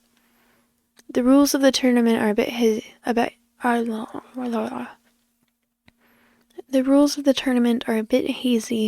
and what would happen if we were to save one of the locals from a monster attack. The general rule is to not intervene at all in the affairs of the people of Varathia, but it's not being enforced through a spell, like the rule that prevents us from directly hurting them, for example. From a logical perspective, it would be less risky to not intervene. There's no way to know for certain that taking an action here would not get me banned from the tournament. But then the woman screams again, this time louder and sounding more terrified. Ignore her? Or call Darren and head for the rescue? Good, smart Barry. To the rescue. This isn't the time to worry about the tournament's regulations. That woman's life is in danger. We need to act now. Darren, come quick. What? What's wrong? One of the locals is being attacked by a group of goblins nearby. If we hurry, we can make it in time to rescue her. Darren gets a serious look on his face and grabs his sword. Let's go, he says, and he follows me as I head in the direction of where I heard the scream. As we head closer, the monster's magical auras intensify. There's 4 of them, and they have a woman surrounded, but it doesn't look like they've drawn blood yet. When we get within visual range of the attackers, my suspicions are confirmed. They're goblins, all right. Vile and hideous creatures not taller than 4 feet, with fangs instead of teeth, crooked noses, pointy ears, and green skin. Despite their appearances, goblins are quite intelligent and are usually organized in clans with clearly defined hierarchies. Unlike most other races, they're also smart enough to make and use tools as well as weapons and armor. Ancient languages check. Successful. Level 3. As soon as they see us, one of them yells something to his allies. I suddenly realize he's speaking in one of the ancient languages that my stat device has taught me. Human warriors, he says. Forget the woman. Retreat. Wait, I call out to him in their tongue. The human speaks our language? Yes. Now tell me, why did you attack the woman? Because we are starving, human. We weren't going to kill her. We just wanted to take the food she carries in her backpack. Why are you out here robbing people? Shouldn't your clan be providing you with food and shelter? We were banished from our clan 2 days ago. We did not have the money to pay our yearly tribute. Now we are outcasts. We live from scraps. We don't even know how to tell the difference between poisonous and edible berries, so we can't live off the land. How much was the yearly tribute for the 4 of you? 2 copper pieces. 2 copper pieces? That's barely the price of a loaf of bread. Come to think of it, goblins can't really work for humans openly since they are considered monsters. There are people that are known to smuggle goods and weapons to goblins, but they are rare and operate outside the law. It shouldn't be surprising that money is a lot more valuable to them than it is for us. I have a lot of money to spare, but the question is, do I want to give even 2 copper pieces away to some monsters who attacked a defenseless woman just a minute ago? Good, smart Barry. Give him the 2 copper pieces. Don't give them anything and send them on their way. Achievement unlocked. A good deed. I grabbed 2 copper pieces out of my right pocket and tossed them over to the goblins. Their leader caught the 2 coins from the air and is now looking at them as if he can't believe his eyes. What is the meaning of this? He asks me. 2 copper pieces for your yearly tribute. Now go back to your clan and stop robbing people. No, I don't believe you. It's a trap. Don't listen to a word he says. It has to be a trap. Excuse me, Mr. Goblin? I do not recognize the voice, so I turn around to see who just spoke. I realize it's the woman that we saved from the goblins. Now that I get a good look at her, I am briefly stunned by just how beautiful she is. She has long auburn hair, a thin waist, and a warm smile, while her facial features are soft and feminine, unlike those of Kate. and her light brown eyes radiate kindness. She is wearing an auburn dress to match her hair, and she appears to be somewhere in her mid-20s. In her hand she is holding some blueberries that she is now showing to the goblins. I overheard you talking about having trouble distinguishing between edible and poisonous berries, and I thought I might be able to help. You can understand us too? Yes, although not as good as this man standing beside me. I only got half of what you were discussing, but enough to understand why you attacked me back there. I am an herbalist, so I know quite a bit about plants. Although I can't teach you all I know, I can teach you a general rule that you can follow in order to make sure you don't get poisoned. You should stick to blueberries as they are common enough to be found in any regions on this continent, and even the most poisonous of them only give you a stomach ache at most. As for the ones that are not poisonous, look for the blue berries that are of a dark color. Only light blueberries are dangerous. She eats one of the dark blueberries she is holding in order to demonstrate that she's not lying, and then throws a bag full of them over to the goblin leader. Here, I'm sure you will make much better use of these berries than I will. I only just ate, and please, don't attack defenseless people anymore. The goblin seems almost paralyzed. He hesitantly takes one of the berries and eats it. Once he sees for himself that it was not poisoned, he starts to cry. As he sobs, one of his goblin friends comes up to hug him, and they start crying together. So this is what it's like to be a goblin. I never knew. The woman with the auburn hair is now looking at the goblins and smiling happily. It's incredible how happy she can be for some monsters that were about to rob her blind a few minutes ago. Once he regains control of himself, the goblin leader turns back to us and says, "Humans, I will never forget your kindness. I, Aluk Mihtun, vow that I will repay this debt to both of you. We will meet again. Until then," the goblin puts his hand on his stomach and his right hand on his chest. The rest of the goblins mimic this gesture, and they all say together, "Tanak Madar." Stop. Tanak Madar. If I'm not mistaken, from what the stat device has taught me, I gather that this is one of the highest forms of respect and gratitude that exists in their language. It has no translation in any other languages that even come close to its meaning. As the goblins leave, I turn around and see Darren frowning hard and rubbing his forehead, while Kate is just standing there looking at us with her jaw dropped. "All right," says Darren. "Can someone explain to me what just happened?" The woman laughs softly. "I'm sorry," she says. "I realize this whole situation must have seemed really strange if you didn't understand what we were saying. In short, they've been exiled from their clan 2 days ago due to lack of money, and they had to resort to petty theft in order to not die of hunger. So we helped them as much as we could. But where are my manners? My name is Rose. Thank you all so much for your help. I don't know what I would have done without you."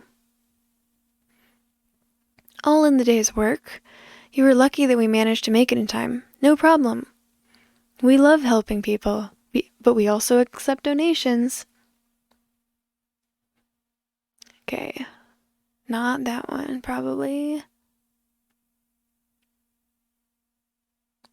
I can go with this one. Kind of douchey, but also true. "You were lucky we managed to make it in time to rescue you. What were you thinking coming out here all by yourself?" "Barry, you're being too harsh," Darren tells me. "No, he's right," Rose says. "Coming here alone was very reckless of me. It's just that I was running out of time and no one was willing to come with me to help. I had no choice." If I may ask, Kate interrupts, what were you doing out here? What were you doing all alone in the middle of the wilderness? Well, Kate, says Kate as she points towards herself. Then she curtly points towards me, then Darren, giving Rose our names as well. Rose smiles and she continues, Miss Kate, I was out here looking for some very rare herbs that only grow in this area of the continent. There's been an outbreak of oil drip in my hometown, and as there should be an N there. As an herbalist, I can recognize the plants that are needed for the cure. I'm sorry, what's an oil drip? Oh, I did not know that this disease does not exist out of our continent. The doctors are unsure of its cause, but what happens is that the patient's sweat becomes as thick as oil and they get a very high fever with violent coughing. Some of us have a natural immunity to it, but those that are not so lucky get quarantined somewhere and left to die on their own. The only cure we know of for this disease is extracted from a very, very rare plant that I've come here to collect. But why are you the one that came here to get the herbs? Do you have members of your family that are infected? Why don't you at least hire some bodyguards to go with you? Oh no, my family's fine, thank the gods. I came here because all of the sick are too poor to afford the money to send anyone to collect herbs for them, and I did not have the money to hire bodyguards to come with me either. I'm no doctor, but I volunteer to help. I am no doctor, but I volunteer to help tend to the sick as often as I can. With the death of our grand priest, the number of sick people increases every day. He was the last person in our town that knew how to create food using magic, and as much as he has tried, he did not succeed in teaching his craft to any of his disciples. Many people are starting to get poisoned from eating the wrong berries from the forest. Others are dying of starvation, and others have resorted to... She pauses for a bit to bring herself to say the words that were on her tongue. Animal hunting. She finishes her phrase. Wait, so it's true that on your continent it is forbidden to hunt animals? Asks Darren, shocked. Stop. It was. There was a time when each city in Varathia had at least 10 people that knew how to create food out of nothing by using magic. That skill was taught to them by the Creator, and they taught it to their disciples as well as they could. But those that could pick up the skill were very rare and talented individuals. Since the very foundation of Varathia 600 years ago, all of the cities relied heavily on the Creator to find these talented individuals and teach them this craft. But then the Creator simply disappeared about 100 years ago, and the number of people that still knew the food-making craft started to dwindle. With the risk of asking something obvious, who is the Creator? Asks Darren. Oh, I'm sorry. I forgot how little information about us reaches the other continents. The Creator was the founder of our civilization. Everything we are today, we owe to him. He and the other spirit protector of all animals, the Great Golden Fox, decided together 600 years ago to end all war and hunger, uniting the human and animal kingdom.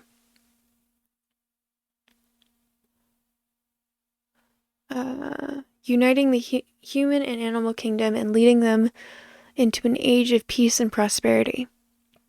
They taught both animals and humans how to create what they needed with magic, and thus eliminating the need for work and conflict. Food water, warmth, shelter, every one of those things could be obtained through magical means. From what I hear, it must have been paradise. Why did the creator disappear? How did the creator live so long?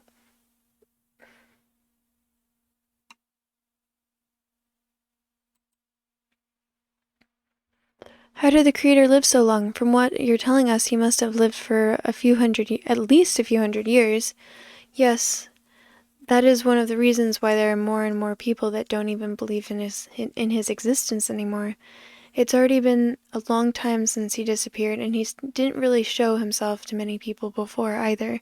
It was mostly only members of the royal families that got to see him.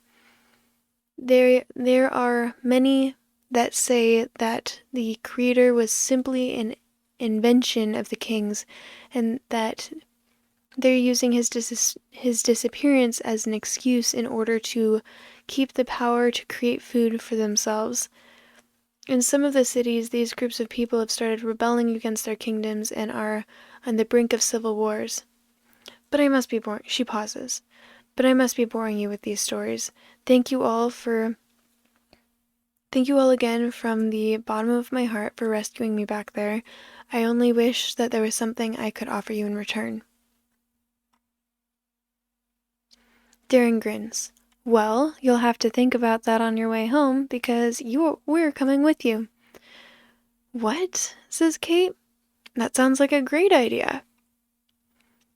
Don't you think you should consult us before making such a decision?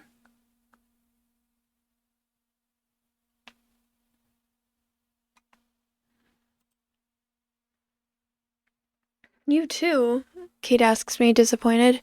Well, it's not like we have anything to do until they give us our objectives, I tell her, and we'll probably be safer in one of the cities than out here in the wild where we keep getting attacked every few hours. Didn't you say yourself that you don't have any specific leads to the whereabouts of the friend you're looking for right now? I suppose, but then it's settled, says Darren enthusiastically. No, Kate says, nothing's settled. I never said I agree with this. Please listen to me, Rose interrupts. Darren, I really do appreciate what you're trying to do, but I do not want you to fight your friends over it. Trust me, I'll be fine.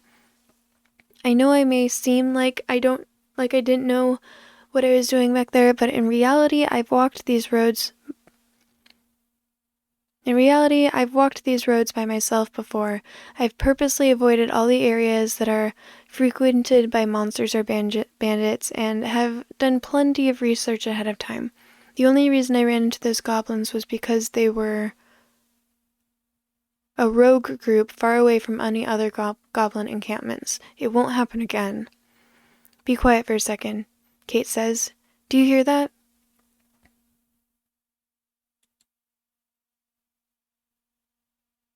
Stop.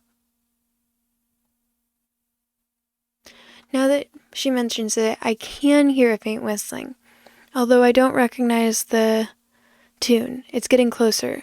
Suddenly, the music stops just as the whistlers get into visual range of us. There's 3 of them, weapons enchanters by the look of them. They're cleaner than Cutthroat Dave's group, and they don't smell like them, but other than that, they don't look much different. They'll probably attack us on sight like all the others. And here I thought we'd filled our quota of pointless fights for the day. Clive, do you see that? Says one of the men. By the gods, it's a banshee, says another. The 3rd man starts screaming and falls on his back. Monster! Kill the monster! Yells one of them, with sheer terror in his voice. Kate does not seem to be taking this very well. She's looking toward the ground, but this time it's not anger I see in her eyes. If I were to guess, I'd say she's feeling miserable.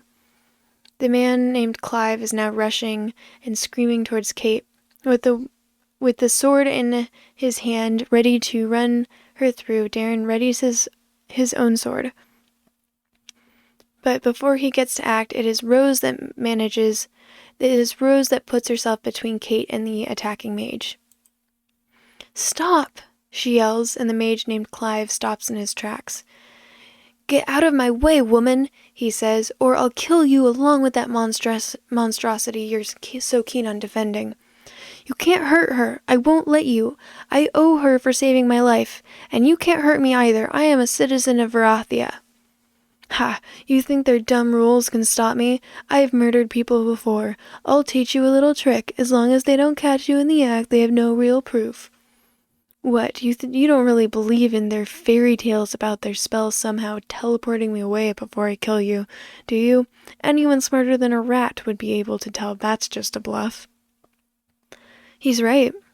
Even for magic, a spell like the one Varathia's claimed to have cast on us would go so much beyond what we know is possible. To stop an attack before it even occurs, you would need something akin to thought reading. Clive. Stop.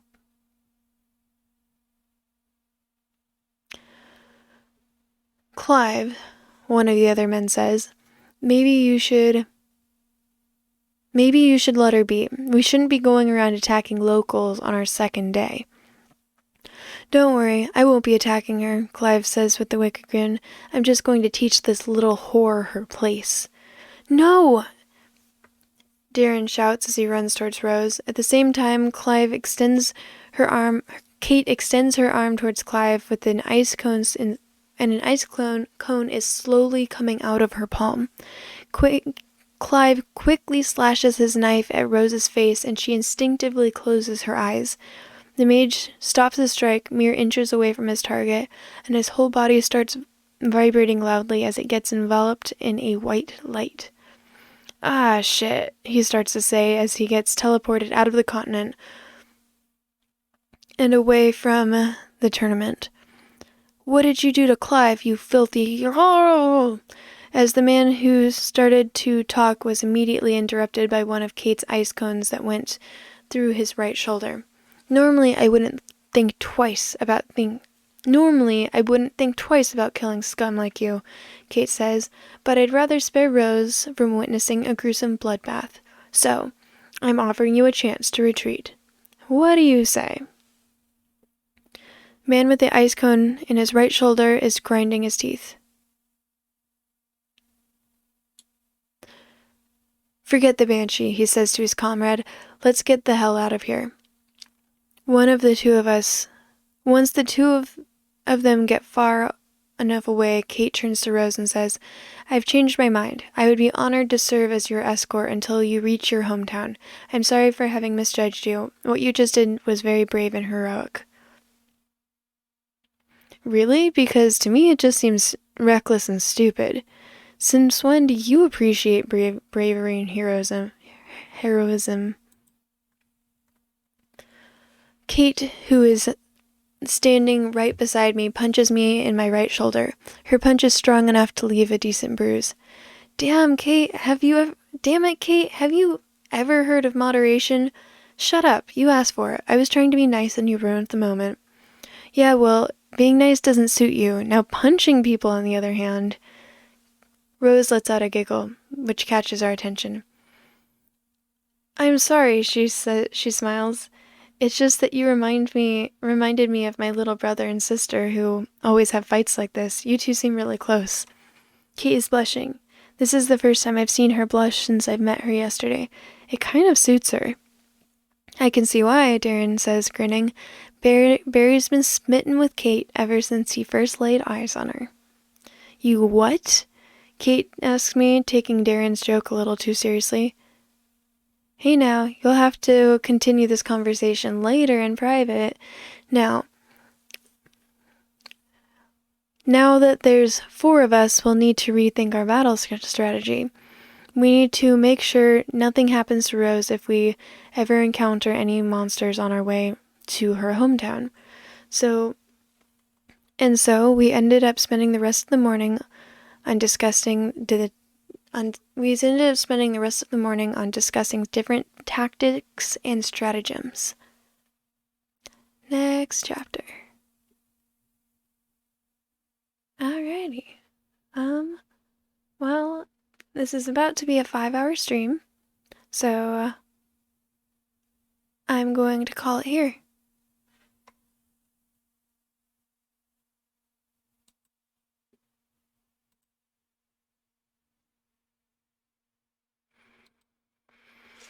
Alright, well, here, let me adjust the stuff again so that now that I'm not reading, I can't talk. I'm going to adjust the pillows so I'm not very short again. Because this is a very short thing. Chair.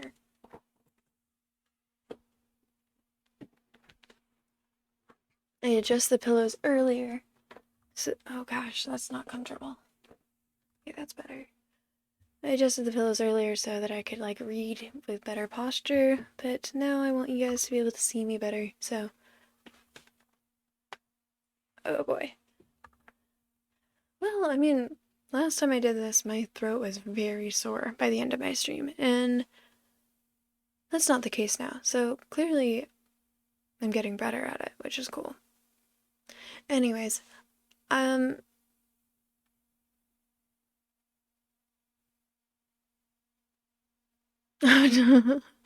you like hearing people crack their backs?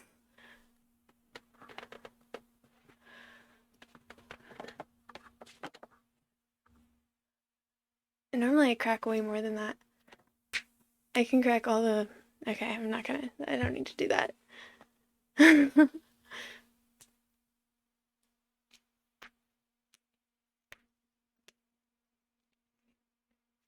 I can crack all of... Yeah, me too.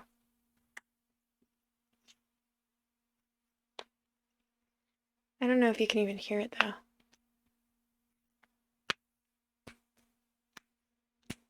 You can crack your tailbone? I can crack... Oh, sternum I can do, like right here. Yeah, I can crack my sternum too. But it's never audible.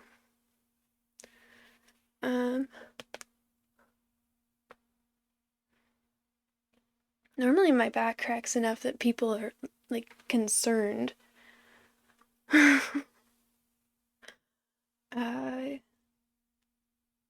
Yeah, I think that I'm all cracked out right now, though. Next time, if I see you in my chat, I'll be like, okay, Professor, let me see if my back will do the thing. And my shoulders both partially dislocate, so I can, like, crack them. Which I can't do that here, clearly, because there's no space. But if I, like, try and do a high five behind my back, it does this really satisfying crack all over. It's awesome. It feels very satisfying. Anyways,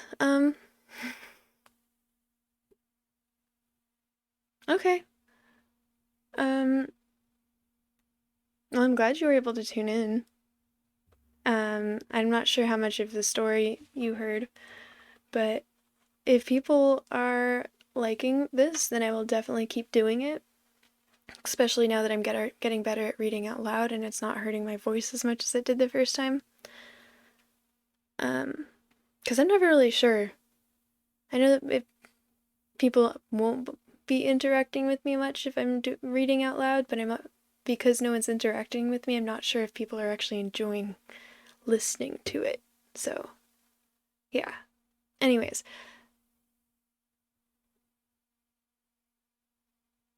Cool. That's the intention. I'm glad to hear that.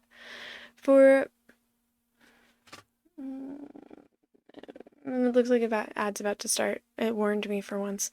So I'm going to... Cool. So tomorrow is Wednesday, which means that I'm going to be doing Soma and Jackbox if I'm able to stream, which I might not because Thanksgiving preparations and all that, and also mental health, which is always a concern. But I had a really good time streaming today. All of you guys are wonderful, and thank you so much for hanging out with me and listening and just being your wonderful selves. I'm going to go to bed now, so I hope you guys have a really wonderful rest of your day or night or whatever it is, wherever you are. Love and appreciate you guys. Have a good night.